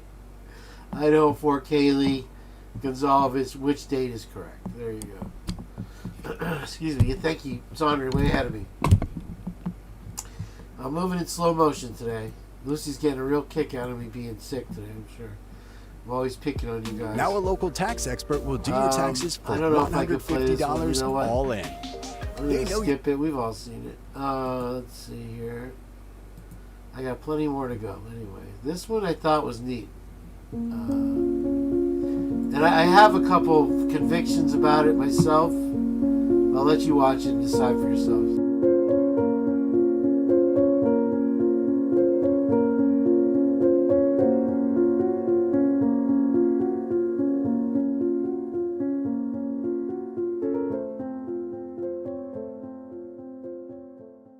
I wasn't looking for giants when I started this investigation. I was researching architectural anomalies, doorways too tall, staircases too grand, furniture scaled beyond human proportion. Standard historical curiosities, the kind of thing you file away as decorative excess or ceremonial design and move on. But then I found the photographs, not paintings, not myths, not folklore passed down through generations of embellishment. Photographs. Actual photographic evidence from the mid to late 1800s showing human beings of impossible scale standing next to regular-sized people. Ariana, welcome in. Their proportions so dramatic they seemed like composites, except they weren't composites. The grain matched, the lighting matched, the shadows fell correctly. These images predated the technology to fake them convincingly. And that's when the official explanations began to collapse. The deeper I went, the more photographs I uncovered. Cartes de visite from the 1860s, cabinet cards from the 1870s, tin-type images showing men, and occasionally women, standing 8, 9, sometimes 10 feet tall. Not circus performers advertised as such, not showmen with documented names and travelling routes, just people. Individuals photographed in formal settings, wearing period-appropriate clothing, sometimes surrounded by family members of normal height. The British Museum archives contain several. The Smithsonian mentions them in passing, then dismisses them as medical anomalies without further investigation. French collections show similar images catalogued and filed away. Russian imperial records reference persons of unusual stature serving in ceremonial roles. Always the same pattern. Acknowledge, categorize, move on. Never investigate. Never ask why. Why were there so many? Why do the photographs cluster in specific decades, primarily between 1850 and 1900, then suddenly disappear? Why do contemporary accounts describe these individuals not as freaks or oddities, but as normal members of society, holding positions of authority, working as guards, overseers, foremen of construction projects? And here's the strangest part. Many of these photographs show the giants standing in front of buildings. Massive buildings. Buildings with doorways that seem absurdly oversized for normal humans but perfectly proportioned for the individuals pictured. Buildings, we've been told, were designed for grandeur or intimidation. Buildings that suddenly make sense when you place a 9-foot-tall human being in the frame. Once you see it, you can't unsee it. I started measuring. Doorways in government buildings from the 1700s and 1800s, 12 to 15 feet high. Not at the entrance, inside in working corridors where grandeur serves no purpose. Staircases with risers so tall a normal person must stretch to climb them comfortably. Furniture, desks, chairs, beds found in estate sales and museums, all slightly too large, all dismissed as decorative or custom-made for tall individuals. But it's not just one building, it's thousands. Courthouses across America, administrative buildings throughout Europe, government complexes in Russia, India, South America, all built in the same period, all featuring the same oversized proportions, all supposedly designed this way for aesthetic reasons despite the obvious impracticality, despite the added cost, despite the fact that it makes no functional sense, unless the people using them weren't average-sized. The pattern repeats with unsettling precision. In St. Petersburg, administrative buildings from the 1700s have 12-foot doors in back hallways. Yeah, the real question that it raises is if there were these giants, as pictured here in so many of these pictures, whether they're photoshopped or not, I don't know. It's so hard to tell with AI anymore. This is a new program here. I just thought it was interesting what became of these people, and how was their existence completely erased from any history, other than the Smithsonian admitting that they were around and then saying there's no evidence. You got to figure if there was a tailor that could make a suit for a guy that's 15 feet tall, there would be some evidence of that. But at the same time, you wonder, why are these doors and windows and all this stuff so big? In Buenos Aires, municipal structures feature staircases requiring enormous strides. In Delhi, colonial-era government buildings, supposedly built by and for British administrators, contain furniture at scales that would make a 6-foot man feel like a child. These weren't ceremonial spaces. These were working buildings, offices, administrative centres, the everyday architecture of governance and oversight. Who were they built for? And that's where Tartaria becomes impossible to ignore. If you're not familiar, Tartaria appears on maps from the 1700s and early 1800s as a vast territory spanning northern Asia. Not a legend, not a myth, an actual labelled region appearing in encyclopedias, atlases, and historical records with the casual certainty of France or Spain. Imagine being able to build an app with your name on it, just by thinking about it. Meet Base 44. Then yeah, I guess my genes suck too. I'm 5'7", so I had a buddy in high school, Matt Geiger. He was 7'6". He played for the 76ers. Was he 7'6", 7'8"? Him and his brother. They were, just giants to look at. That's about as tall a person as I've ever seen. Sometime in the mid-1800s, it vanishes. Not conquered, not renamed, erased. The maps are redrawn. The encyclopedias omit it. The history books pretend it never existed. But the architecture remains. Massive stone structures across Central Asia, Russia, Mongolia. Buildings of impossible scale and precision. Doorways sized for giants. Halls that echo with vastness. All supposedly built by various empires or local craftsmen, with no documentation, no verified construction records, no explanation for how they achieved such engineering feats with the technology supposedly available. What if the giants weren't anomalies? What if they were the administrators, the overseers, the guardian class of a civilization we've been taught to forget? What if Tartaria, whatever it actually was, employed these individuals not as curiosities but as functional members of society, and the architecture reflects that reality?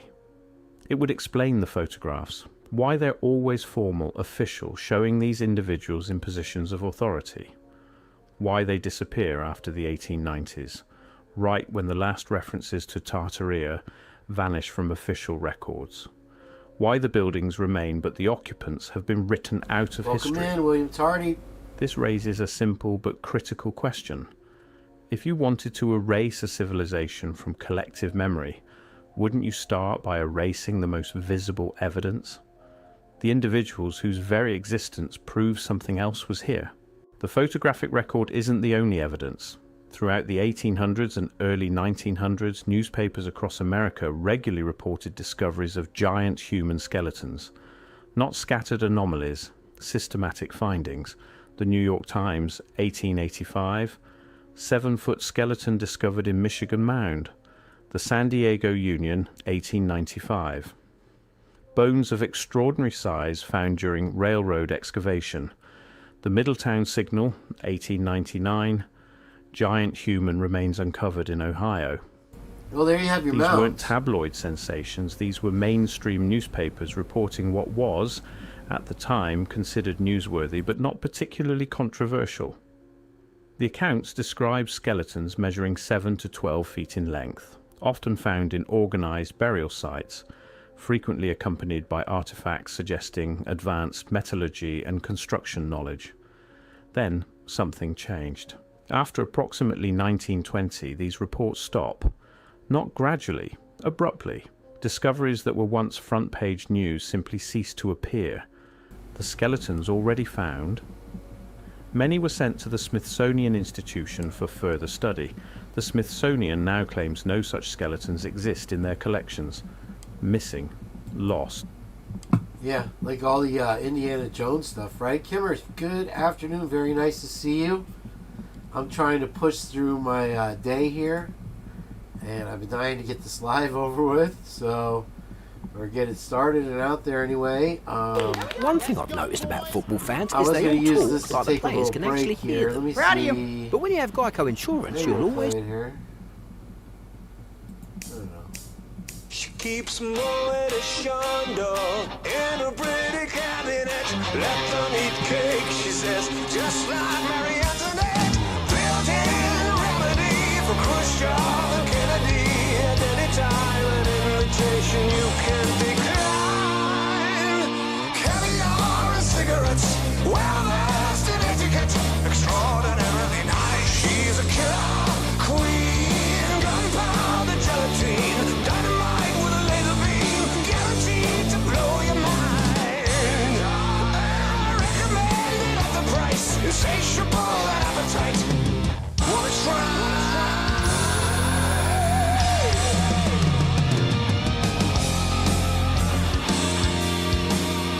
To avoid complications, she never kept the same address. In conversation, she spoke just like a baroness. Lemon vagina without the geisha minor. Then again, incidentally, if you're that way inclined, perfume came naturally from Paris. For cause she couldn't care less, fastidious and precise. She's a killer queen, gunpowder gelatine, dynamite with a laser beam, guaranteed to blow your mind anytime.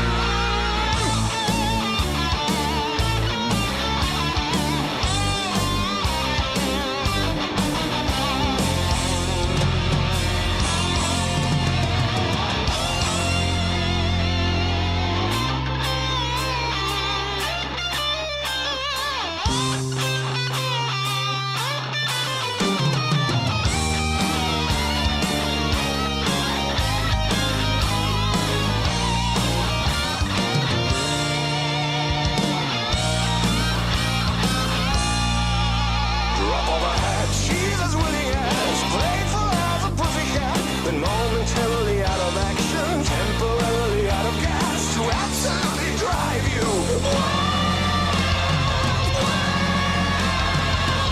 She's a killer queen, gunpowder gelatine, dynamite with a laser beam, guaranteed to blow your mind. I recommend it at the price, insatiable and appetite. Wanna try?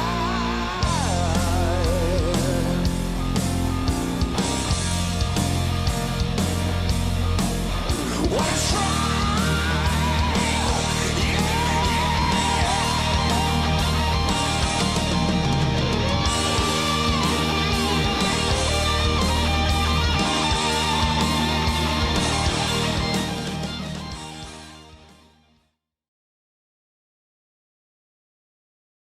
All right, yeah, a little taste of Queen for your midday there, guys. Thanks for joining us here on the Purge. I'm MKaneUltra, and we're doing things my way today. So I think that, yeah, if there's an award given for one of the greatest tunes ever written, that's got to be up there. It's a song that touches every chord of your heart and rocks out at the same time. I remember the first time I ever heard that song, I think, and I think it's on the album Killers. Anyway, I remember looking at the album Killers, and when you open up the album, it's a robot in the stadium, and he's crushing the audience member. It's a very, you know, I miss the album artwork of the 70s and the great album rock they had back then. Let me close a couple windows. So don't give anybody a heart attack today with how many I got open. Let's close all those here. I think we looked at most of those by now. Yeah, get it over with. Just get it out of the way. No, I definitely wanted to get this live out before this stuff gets filmed.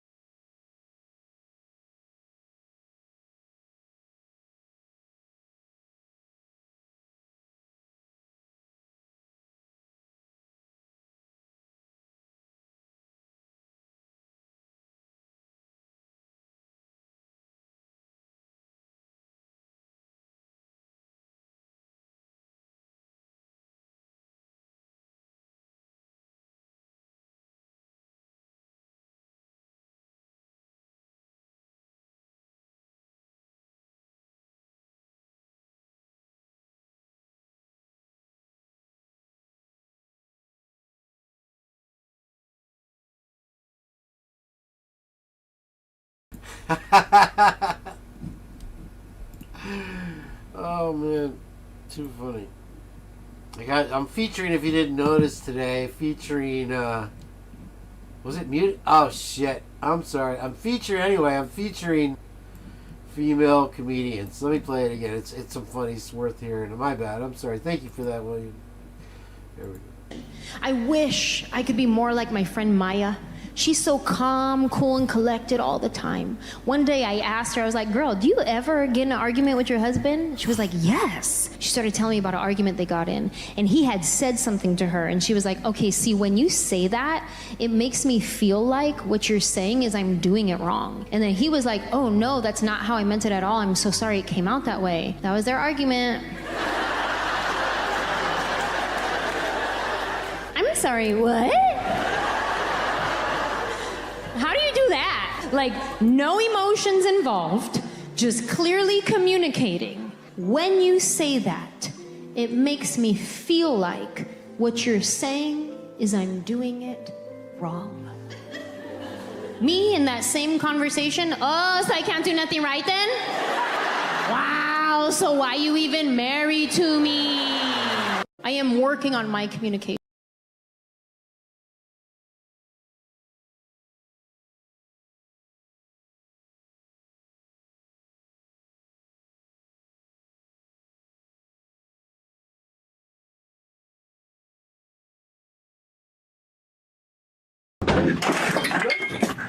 Open it. You okay? Now you f***ed up. Now you f***ed up. Open the door. You made my partner bleed. Now you got problems. Now I'm muted. Sorry.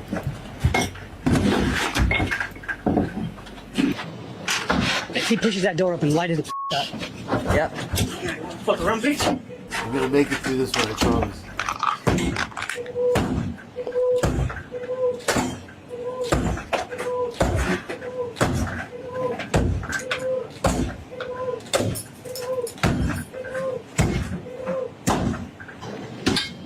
Relax. Calm down, dude. I got you, bro. Hey, watch that way. He's right there.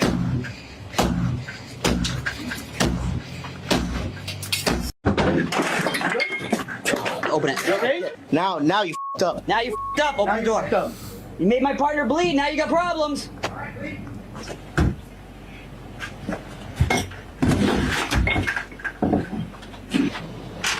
If he pushes that door open, light it up. The big danger was of him hitting himself with the axe on the rebound on that one. Anyway, moving on. We're gonna get there. How many windows I still have open? That man illegally entered a construction site and tried to steal a front loader. He drove the front loader through a fence and onto public streets. Police attempted to stop him, but he rammed patrol vehicles.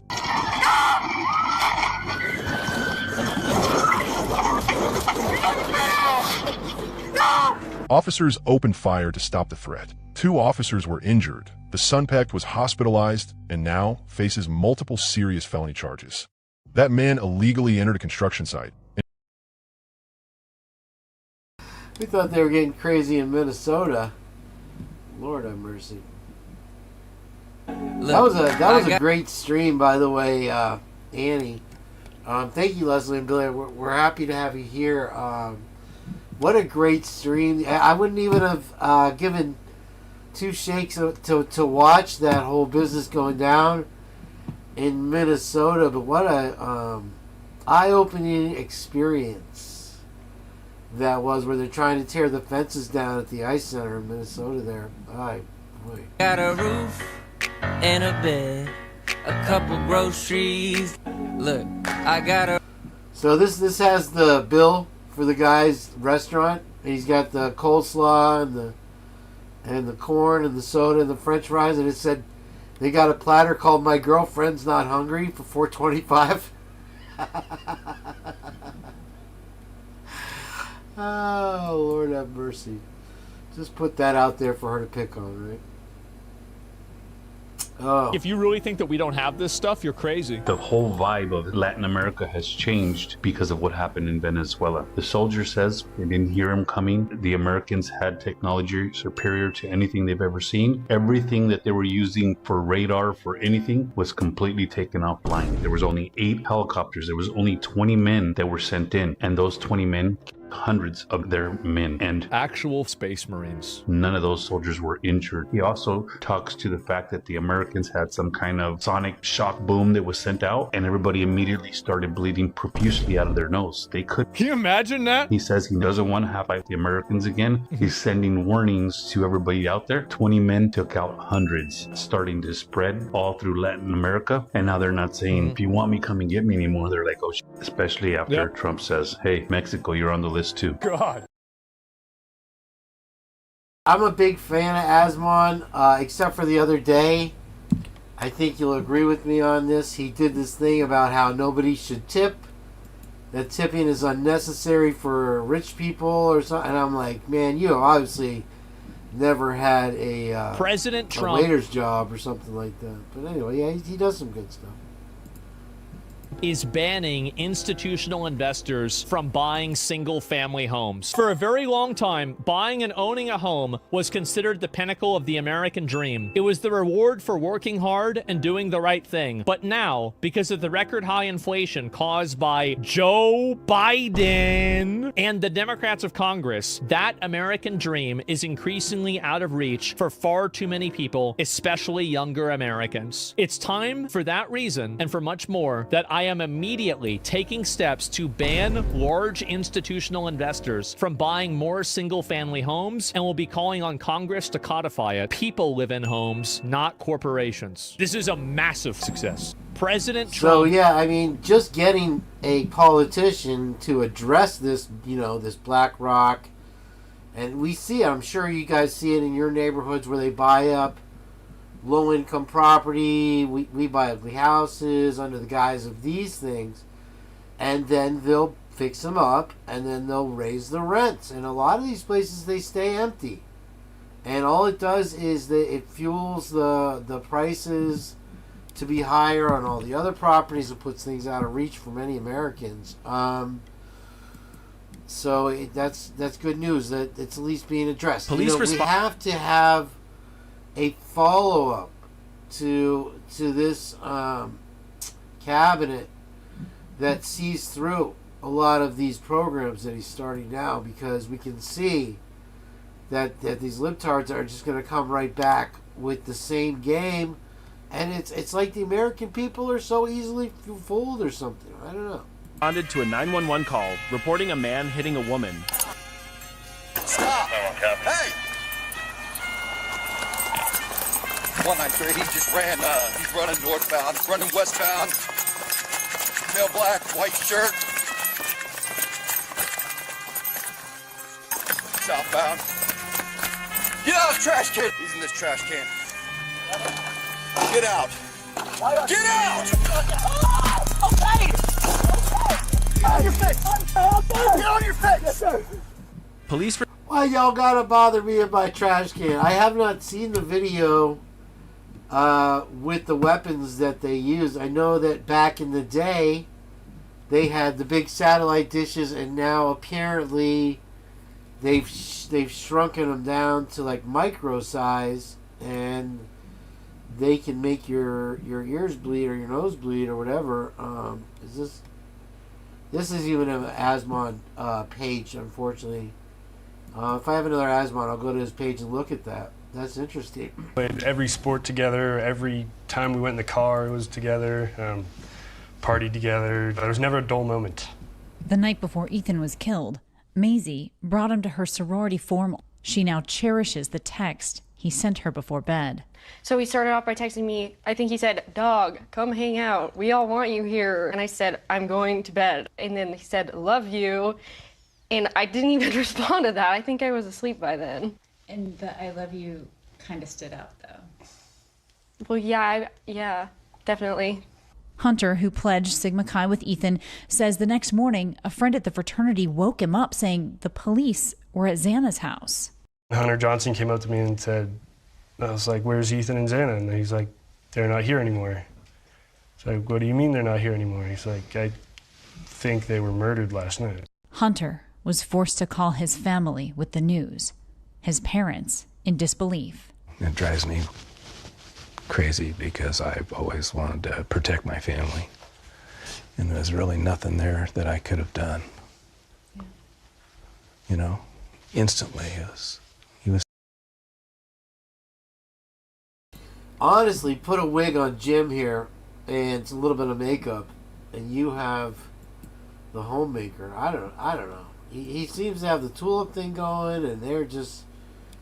Ever since I walked into a stop sign, people have had a lot of cute things to say, like, "Didn't you read what the sign said?" And you know, the joke's on, it's not funny, because you ever stop to think maybe I'm dyslexic, and maybe I couldn't read it in time to obey it, you dyslexophobic? And of course, everybody's knee-jerk question is, were you texting? Sure, yeah, I'm a woman. I must have been frivolously texting, when in reality, it was a very important text.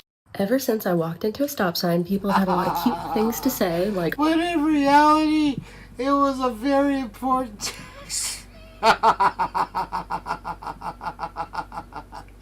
It's the low-key one, but that's one of my favorite ones of the day here. Police release video showing the moment. I'm sorry. Okay, let's keep rocking here. Hopefully JJ will wake up before too long. We'll get him in live from Mexico today, folks. Miss Potts recovering from a minor surgery. We're all prayers out for her, and we love her to death. So hopefully she didn't get a junior mint sewed into her skin like in Seinfeld. Let's see. Mattel just came out with an autistic Barbie. Let's talk about her. I want to make it clear that I was gifted the doll, but this video is not an ad. Like, I'm sharing my own opinion. So I was a little concerned when I heard that they were coming out with an autistic Barbie, because autism is a spectrum. It affects everybody differently, and it's also an invisible disability. So I was worried that it would be really hard to portray in a doll. And obviously, one doll is not representation for every autistic person, but I do think that this is an amazing start. All right, so now let's talk about her and go over her.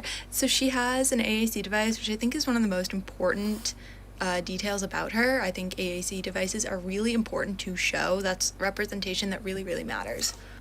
Then she's wearing headphones, she has a little fidget toy, and I really like her clothing. It's very casual and cozy. You know, a lot of autistic people have sensory issues with clothes. I mean, here I am in like a sweatsuit right now, so I really like that detail about her too. You know, she's still cute and fashionable, but she's wearing something like cozy, you know? And then there's some small details that I really like about her, you know, like her joints move so she can fidget, and her eyes are slightly looking sideways, like they're not looking straight. And, you know, a lot of autistic people have issues with direct eye contact, which I thought was a really cool little detail. And then I'm sure there's details that like I'm missing and I haven't noticed yet. But the last thing I want to say about her is I'm really glad that they did not choose like a white, blonde hair, blue-eyed standard Barbie. I'm assuming that she is a person of color, because whiteness is so overrepresented in autism spaces, and autism affects everybody, and I think it's really important to show that and have that representation. You guys think that the Tylenol was caused the sudden rush of pregnant women taking the Tylenol? with like the cult atmosphere, with the Christian church atmosphere, cults and stuff here already. So the town is already kind of split in a huge way from some of the churches in town and what they've done and are doing. And so when you have something like this happen already to kind of a divided place, it's really hard. It's really hard to see because the college kids here are the main source of income for 2 cities, 2, 3, 4 cities surrounding. And now 40% or more of the kids haven't even returned. Because out of fear or wanting to stay alive. And it's just really turned this town upside down. The fact that the white car that they knew, that this white car, all along, that there was this car, is what I heard. And then they just pretty much released to the public.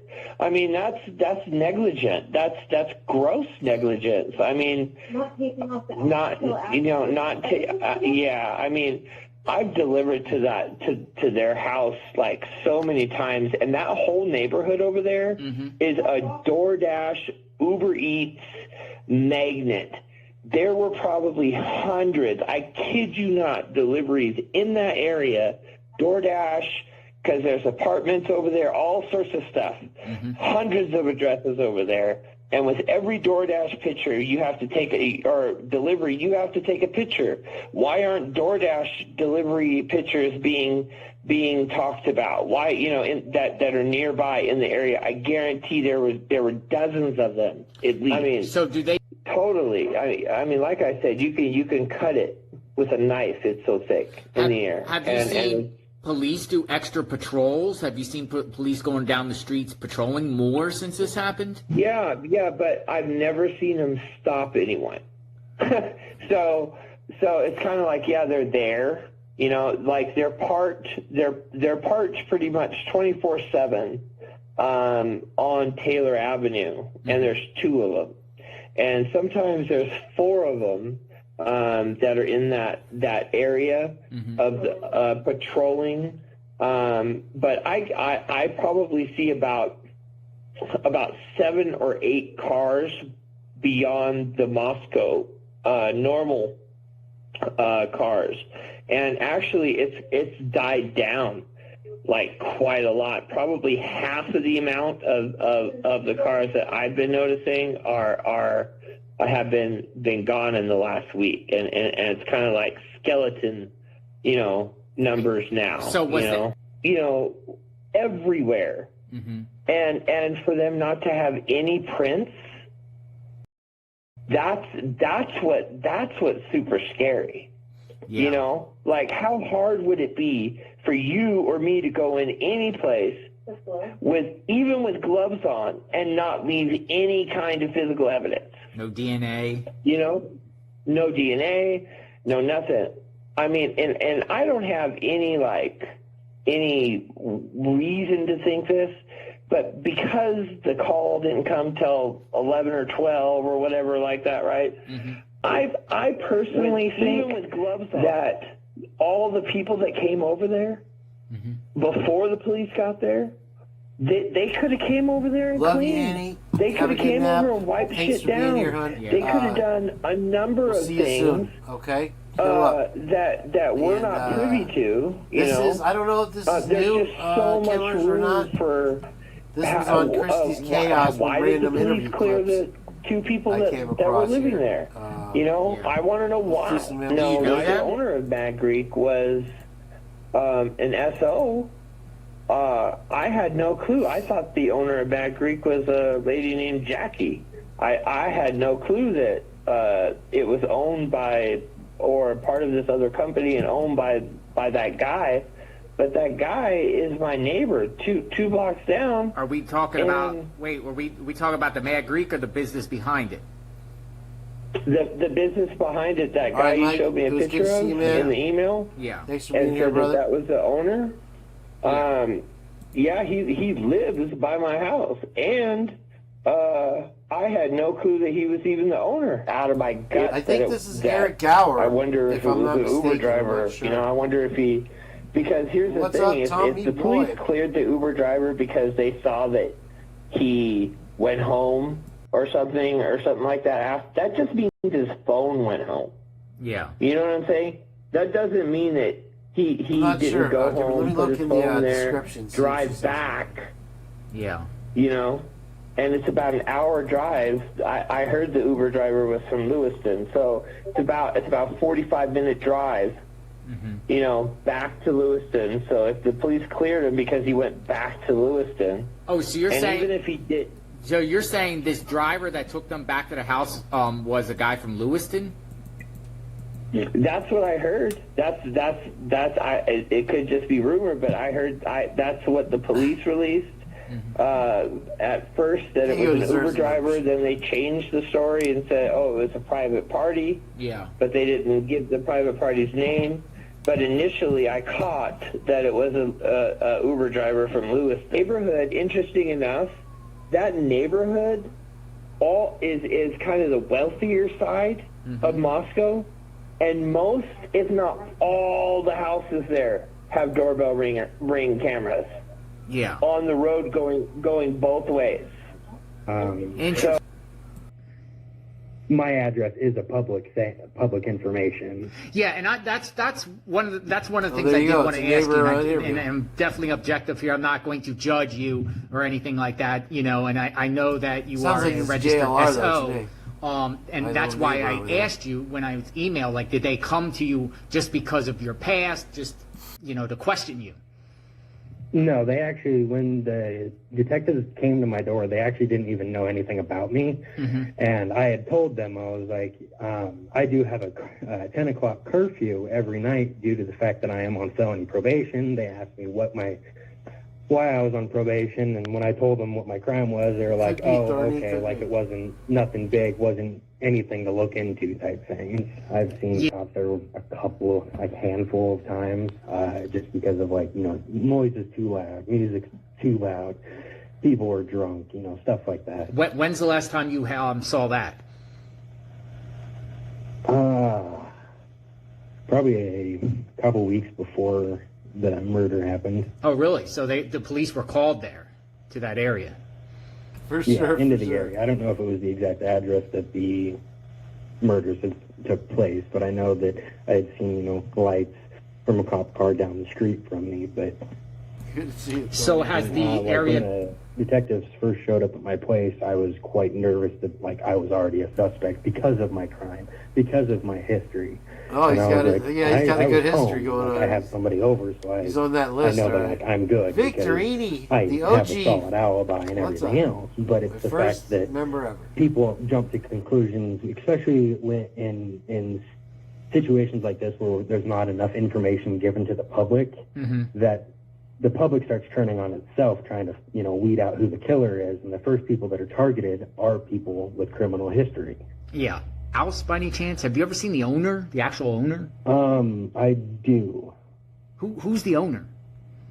So my landlord, it's his daughter, but the landlord is Chuck. Oh crap! I can't remember his last name. I know his daughter is something Delphus is her last name. Delphus. So they own a bunch of homes there? I know she owns this. I'm trying to bring the fun today. I got as bad a cold as I can. He is the landlord to several apartment complexes around the area. Have you seen him come around? Have you seen any of them come around to see what's going on? No. I saw Chuck. He came into my work the other day and he made a comment about my upstairs neighbor, saying that there had been a lot of car traffic the week after things had happened, and asked me if things had quieted down a little bit and whatnot. But other than that, he came by, I think, the week before to, like, clean our gutters and stuff. So isn't this the Jack in the Box where where they got. Remember the Koberger murders in Moscow? Yeah. Xana got Jack in the Box Yeah. from here. We had police officers and feds up and they were like asking for our footage and stuff. Are you serious? Yeah, it was kind of crazy. And it happened you look like, kind of there was a sliced couple, on the like, they came sides here a a little. few days, like not in a row, but there was a few times they were in your house because I don't really know how they found out or like what the evidence was. Well, because it was like the DoorDash got picked up from here. Yeah. Did you ever find out like who the DoorDash driver was? I don't know if I've heard personally. I can't do it. I know. Anyway, yeah, so that was a pretty good one, I thought, there. And let's keep going. We're almost there, you guys. Gonna make it. At least 20,000 had a cop out before I did, so of course she did have a surgery. I did not. Get your rest, sweetheart, please. We need you back. Here we go with Asmon again. Iranians killed by the government during protests, sources told CBS. There's some people that are saying, oh, the number keeps going up. I don't know if I can believe this. Oh, the number keeps going up. Oh, why would the number keep going up? The number's going up. Wait, why would that happen? Wait, I think it's fake. That must be it. It's got to be fake. Duh, because they keep killing people. At least 20,000 Iranians killed by... I don't know that number. The last I heard was 2,000 for sure. 20,000 though of your own people. Wow. I'm not even sure what. Hold on, let me see what this even is here. Welcome into the Purge. I'm MKaneUltra. We're doing the MKaneUltra show here on the Purge for you today, commercial free. Oh, this was something I came across. I can't pause it for some reason. Hold on. I can do it. Oy. Let me see if I can. Okay, here we go. Hold on. I can do it.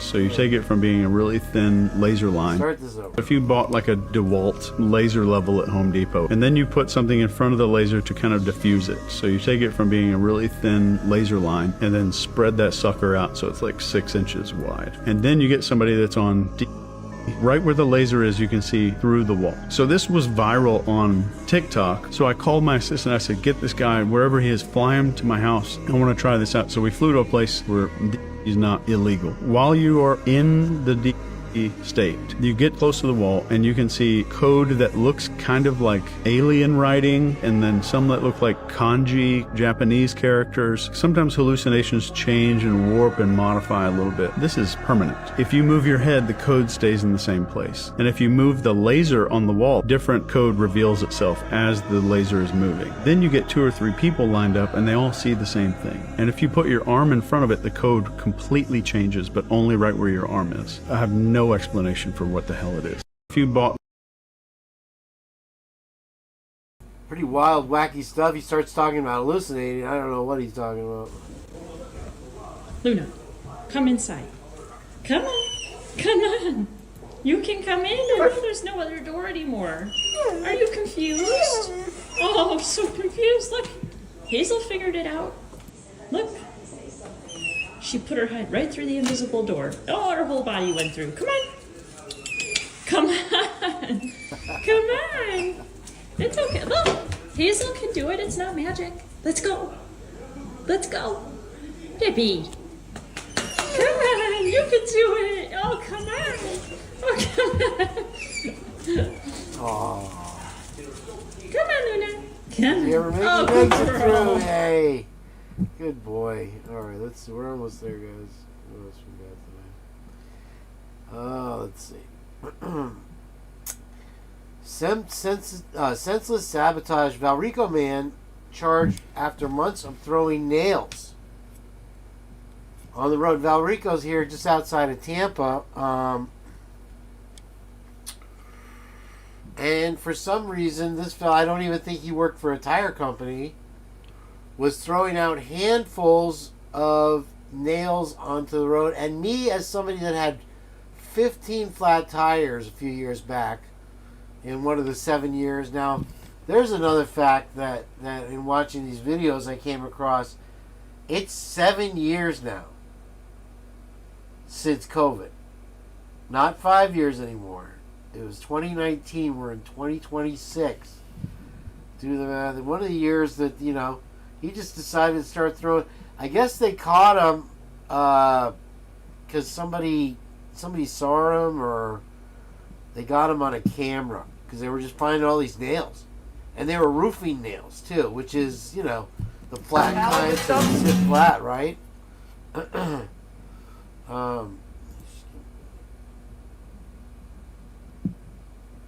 There's this myth that addiction is just lack of willpower, but that's not how the brain works. Opioid addiction affects millions of...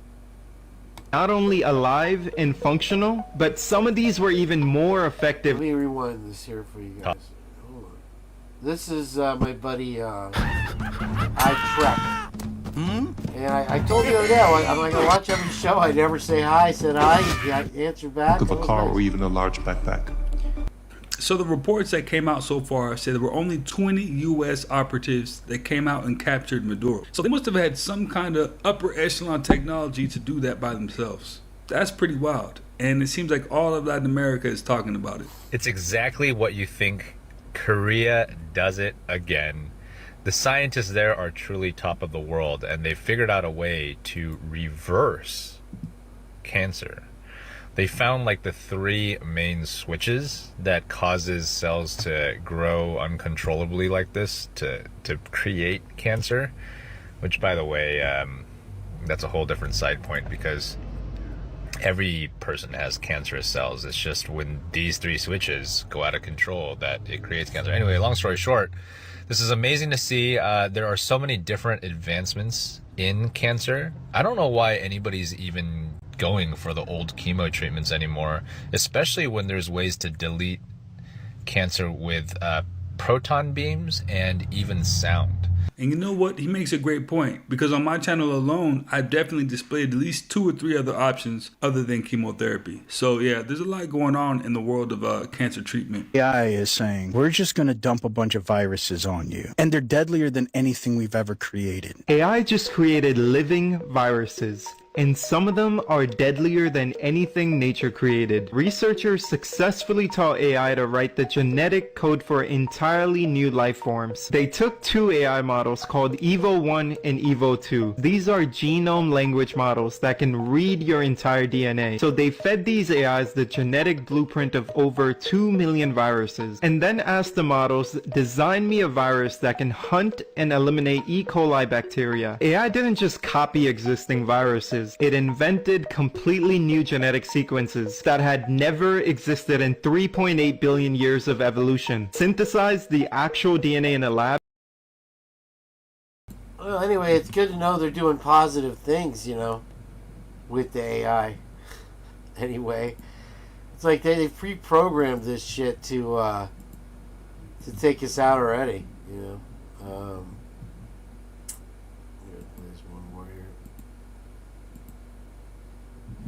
The era where AI doesn't just predict biology, it creates it. Somebody tell me why they're going the opposite direction with AI. We should be looking for more solutions and not more problems.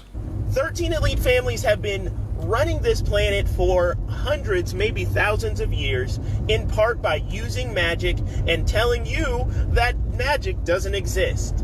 So today I'm going to expose a little bit of the magic that they use, and a huge misconception that everybody who thinks that they're in the know perpetuates. So let's refresh our memory about what magic is. The base of magic is that we are all perpetually co-creating the realities around us, right? And the basic idea is if one can manipulate their mind, they can manipulate their reality. So let's break down the conspiracy, and I'll tell you how it actually works. So the idea, and it was great to have you today, Deborah. Thanks for hanging so long. I appreciate everybody being here. If you just joined in, this is one of the first things. Thank you for being here. Hopefully you got a membership. Dago got one. La la la la la. Whoa, whoa, whoa, don't drink that. Huh? What? It's just a Nazoni, and it's probably a lot cleaner than your water at home. This fountain, along with the 2,500 others all around Rome, is called a Nazzone, which means big noses. Check out the honker on this guy. And yup, it's super duper clean. It comes straight from the mountain springs, traveling through ancient aqueducts built almost 2,000 years ago. And because this flow never stops, there's no standing water, no bacteria buildup, no stagnation, just constant circulation that keeps it naturally clean and cool. Those gosh darn Romans are at it again. So, water are you waiting for? Come take a sippy sip. La la la la la. Me. But yeah, no, not all of us have the advantage of being surrounded by mountains with clean water, unfortunately. Maybe if you're Ohio. Hey, what you rocking, a bob in 2025? You look funny, yo. You look ridiculous. What do you mean? I look good. I don't know about all that, but... Look at you, Lord Farquaad. What, Farquaad? He got that Greta Thunberg haircut. Where? No Lord Farquaad here. Look at you. Yeah, look at me. Yeah. You better keep looking. I'm your inspiration, girl. Yeah. Hey, keep trying to be me. You look pretty good, though. Ain't gonna lie. Oh, my God. Hey, what you rocking? Lord Farquaad. That's too funny. A few more to go. You live with your mom. At 40? Why? Because I can't afford it. What does it matter? Like 40, at 50, at 60? Some people are homeless at 70. Yeah. Don't you want to be more independent? Yes, but I can't afford it right now. You make $3,466 a month. 30% would get you $1,000 a month in rent. Is what you could afford. If you're not able to do that, that means your spending is out of whack. I mean, I like to spend. I like my Starbucks. Don't buy Starbucks every day if you can't afford rent. It's delicious. I mean, I won't let you sip from it because that's gross. You're like so defensive. You're asking me about my personal finances. What did you think the but show you're like was? really You signed drilling up for me the on my show. Starbucks. This is my Starbucks. You signed up for this show. What do you think this is? What do you want me to, like, not ever? I'm pretty sure that Miss Potts doesn't spend that much money on Starbies, but she loves her Starbies anyway. What's this? Let's start there. May of 2023. Do you have timing advance records now from May of 2023? I would have to direct you to Detective Meowry to answer that question. Don't know. Okay. Did you write a new warrant for them in May of 2023? I do not recall. If you included them in two separate warrants in December of 2022, but they didn't provide them, why would you do that? It was the language that was suggested to me to write the affidavit. So, Language suggested by an FBI agent who's an expert in the field? yes, ma'am. Yes. And do you know if he saw the timing advance reports? I do not know. All right. Let's start there. May of I meant to run these clips backwards, and I wanted to put that one ahead of the Sci-Ray. I'm sorry if you guys missed the Sci-Ray one. Yeah, that's in there. Selective memory. Yeah, they're not. I don't think they're as stupid as they look, honestly. Why can't men have falling in love with a monster movies like we have with Shape of Water? Falling in love with monsters is what all straight men... Okay, that's great. Why can't men have falling in love with...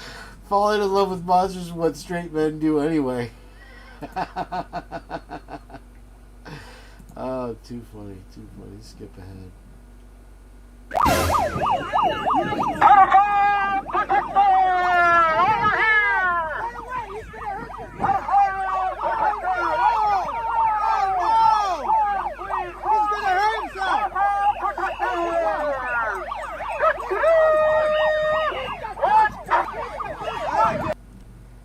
You know, and kudos to this guy for not responding violently. He had every right to. In the state of Florida, I'll tell you, he could have done whatever. What do you do for a living? Right now, I DoorDash, basically full-time. Full-time? You're 40 hours a week? Give or take. Very 40 good. to 50 to 60. Why were we putting in so much? Because we're in debt. And and I haven't been able to get another stable job. What's coming in on a weekly basis with this amount of hours that we're putting into this job? Weekly basis, anywhere from $500 to $700. But that's before all expenses, right? Any Yes, maintenance. unfortunately. And so I'm hoping you make money. What do you do, Mark? I'm unemployed. What? Yeah, I'm calling it right now. DoorDash is on its last leg. I think that'll be the end of DoorDash. We'll see soon. Uber Eats pretty much powered through them, in my opinion. From what I've seen, I tried to do DoorDash for 3 days straight, and I literally made $45 in 3 days. Whereas with Uber, they never stop. It never stops. Unfortunately, their wages haven't been keeping up with the curve. Thankfully, gas prices went down a little bit, which helped. How are you? Good, how are you? Good. So, hey, you're not going to delete anything. No. Stop. Give me your phone. What's going on? Nothing. Are you trying to delete something? No, I'm heading on my way out. We had a call that you were standing outside the bathroom with your camera open, and following young men into the bathroom and recording them. Is that true? I've had a bit of a cold. Okay. It may be true. A little bit, yeah. It's a little true? Okay. What's the purpose of recording younger men? I couldn't even, I couldn't say. Were you, like, actually watching them, like, use the restrooms and the facilities? No, like, So when we look at your phone and we look through it, what's that going to show me? Probably what you're describing. Which part? Of other individuals. Okay. Is it going to show their, Possibly. Possibly? Okay. How are you? Good, how are you? Good. It's possibly going to show, you know, me stalking young men. That's disgusting, man. Oh, boy. All right, keep it rocking here. Just a few more to go, guys. Thanks for being in here. Watch how fast this goes downhill. Do you really need your religion to tell maybe you shouldn't kill people? Do you really need a book to tell you that? Why shouldn't I kill someone? Taking a life is not a good thing, but No, that's what the claim is. Why do you need a book to tell you that? You need something to tell you that, don't you? If you don't think God is necessary to ground morality, then what would you appeal to say it's wrong? Why is it wrong? It's harmful. So if it didn't harm someone, you could do something to them? It's all about consent. Okay, so if Aunt Mildred is on her deathbed and she signs a waiver that she allows her cadaver to be diddled by a bunch of strangers, that's totally in line with your ethical view, because there's no harm, right? That does cause harm. What harm? Human cadavers have a lot of bacteria. No, this one's clean. That's not how decomposition works. No, this one's pristine. How decomposition SqueakyCleanCadavers.com. That's not how that works. Okay, how about two brothers being married together? I don't have a stance on that, personally. Oh, well then you're no longer should have the microphone. Fair enough. Watch. Not sure where that one was going. Let's see here. Yeah, we're hoping on JJ. I tried to call him 9 o'clock this morning. Fascist ideology. I didn't do the math there with it being 6 a.m. for him. Fortunately, the calls at least are going through. I think I still have the browser open. Yeah, I still got the browser open. Let's see if he's tried to come in. No. We have not seen him yet, and I was inviting Mike. I guess Mike not feeling it today, but that's all right. We'll get him up here another day. Mike has offered to help me with a lot of the fancy kind of graphics and audio and all that stuff. So, you know, it's just me on this show, nothing more. So, you know, to fancy it up a little bit here and there wouldn't hurt. Poor Lord Farquaad, that's too funny. Oh, Lord. Thank you, everybody, for being here today. Let's keep it rocking. What else have we got today? I'm going to skip that one there. Yeah, let's take it all the way around this audience. This is ridiculous. We're going to take it all the way around this audience right here. You guys stay right where you're at. You're perfect. I don't know how this has happened. I really don't. We need to bring back America 2010. I think we've got to go farther back than that. At least they're not in the road. Yeah, you're right about that. Yeah, let's take it all the way around. You know, if you're a paid actor, you might as well give a show, right? There might as well be some Humor level or God tier. You must draw your weapon on all vehicles headed towards you. Oh, look at him. Someone get that shit on recording. That shit was not for you, pussy. They're so stupid. Oh, he's fucking flirting. That is fun. Too funny. What is this one? Oh, this was Viviana making her point here, for fuck's sake. And she says, "Hey, Birdie Hive Mind, can you please post the official project title of this alleged WSU study you keep bringing up? Can you also provide the NIJ award number, the link to the NIJ OGP page showing the grant was awarded, the link to the WSU press release for grant, and the name of the wreath?" Now, this is just one of those things, which side do you take? Now, I don't see a rebuttal here yet. Maybe she blocked it. Who knows?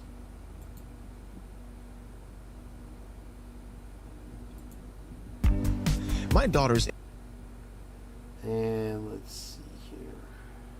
My nose won't stop running. Trying to locate it now. Please hold. Oh, this was another bubbly water. Ready or not, here I come now. Let's play hide and seek. Prepare to be caught. Here I come now. Let's play hide and seek.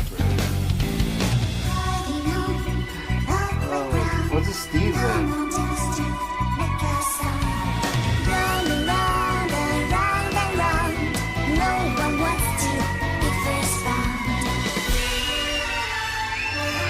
Nobody knows who a Prince Valiant is or what a Prince Valiant is. Or is that, I'm thinking of something else. I'm thinking of Prince Edward, I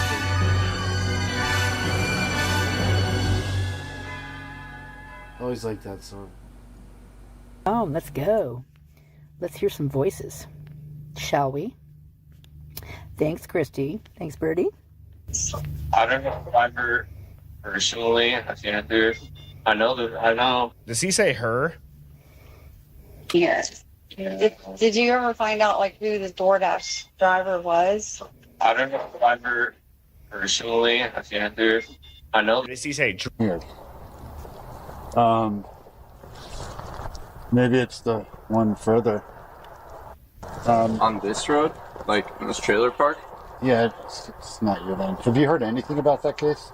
Not really. Do you know any of the folks? I didn't know any of them personally. Yeah. The closest thing, I think I know some people who might have known them. Like, I know people who didn't come back after because they were going through a lot, but yeah, I don't know. So you're a student? Yeah. I think I know some, like in this trailer park? Yeah, it's not your lane. Have you heard anything about that case? Not really. Do you know any of the folks? I didn't know any of them personally. Yeah. The closest thing, I think I know some people who might have known them. Like, I know people who didn't come back after. Okay. This isn't all. There's more of him throughout this case. He's everywhere. He's everywhere. And so, my question is, who is he? Because he does a lot of acting. He plays a lot of people up in this case. A lot of people that we don't get to see.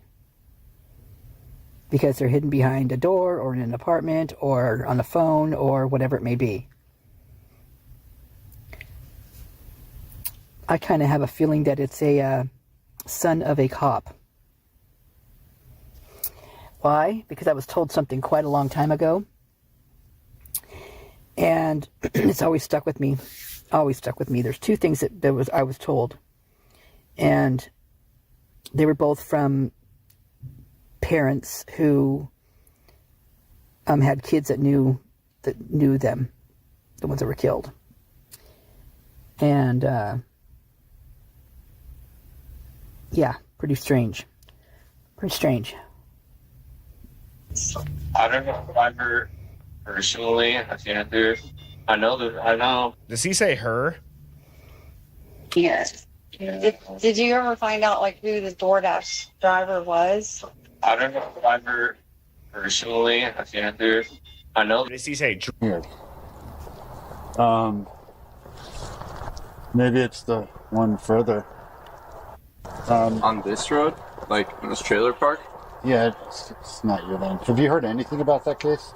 Not really. Do you know any of the folks? I didn't know any of them personally. Yeah. The closest thing, I think I know some people who might have known them. Like, I know people who didn't come back after because they were going through a lot, but yeah, I don't know. So you're a student? Yeah. I think after. Okay, this isn't all. There's more of him throughout this case. He's everywhere. There's Max. He's How you doing, Max? everywhere. Good morning to you. Good afternoon. And so, my question is, who is he?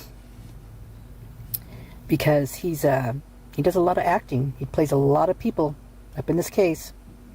A lot of people that we don't get to see. Yeah, I don't know. She kind of lost me on that one too. You're right, Ariana.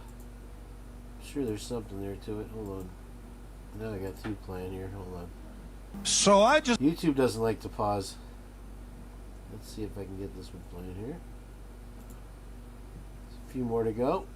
You want to hear something really fascinating? Sure. There's a location in the Western Sahara Desert of Mauritania called the Rishat Structure. It's a site that astronauts typically use to reference from space. It is a geological feature that is said to be volcanic in nature, and it just so happens to match more than a dozen striking similarities to what Plato had described as the lost ancient capital city of Atlantis, which was said to be made up of concentric circles, 3 of water, 2 of land, which matches the Rishat structure. It also is said to have an opening to the sea at the south, and if you look at it from satellite imagery, you can clearly see that water had ran through it. And furthermore, it was said to have mountains to the north, and you just so happen to have mountains called the Atlas mountain chain, which Atlas was said to be the very first king of Atlantis. And the very first known king of Mauritania is also named Atlas. You want to hear something really fascinating? Sure. Some good stuff there. All right. Welcome in, Megs. Happy day to you. Let's see what this one is here. Just found out that tranny is a slur. I didn't know this either for a while, and then I did know it, and my dad used the term, and he was actually talking about a transmission for a car. I didn't know that.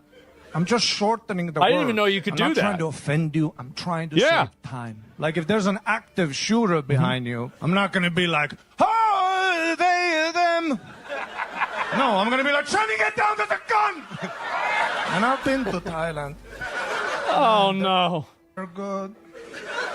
They trick you. You can tell no matter how close you get. I mean, you can tell. You can tell when it's too late. You can tell when you eat their pussy and it tastes like dick.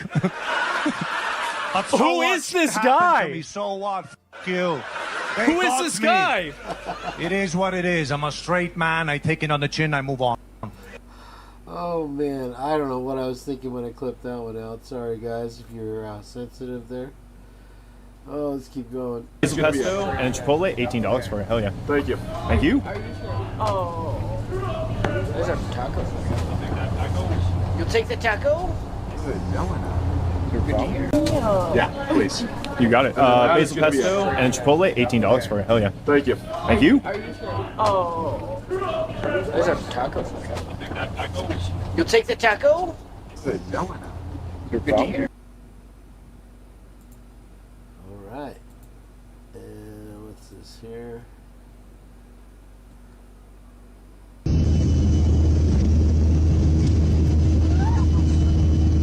Imagine your pilot saying this.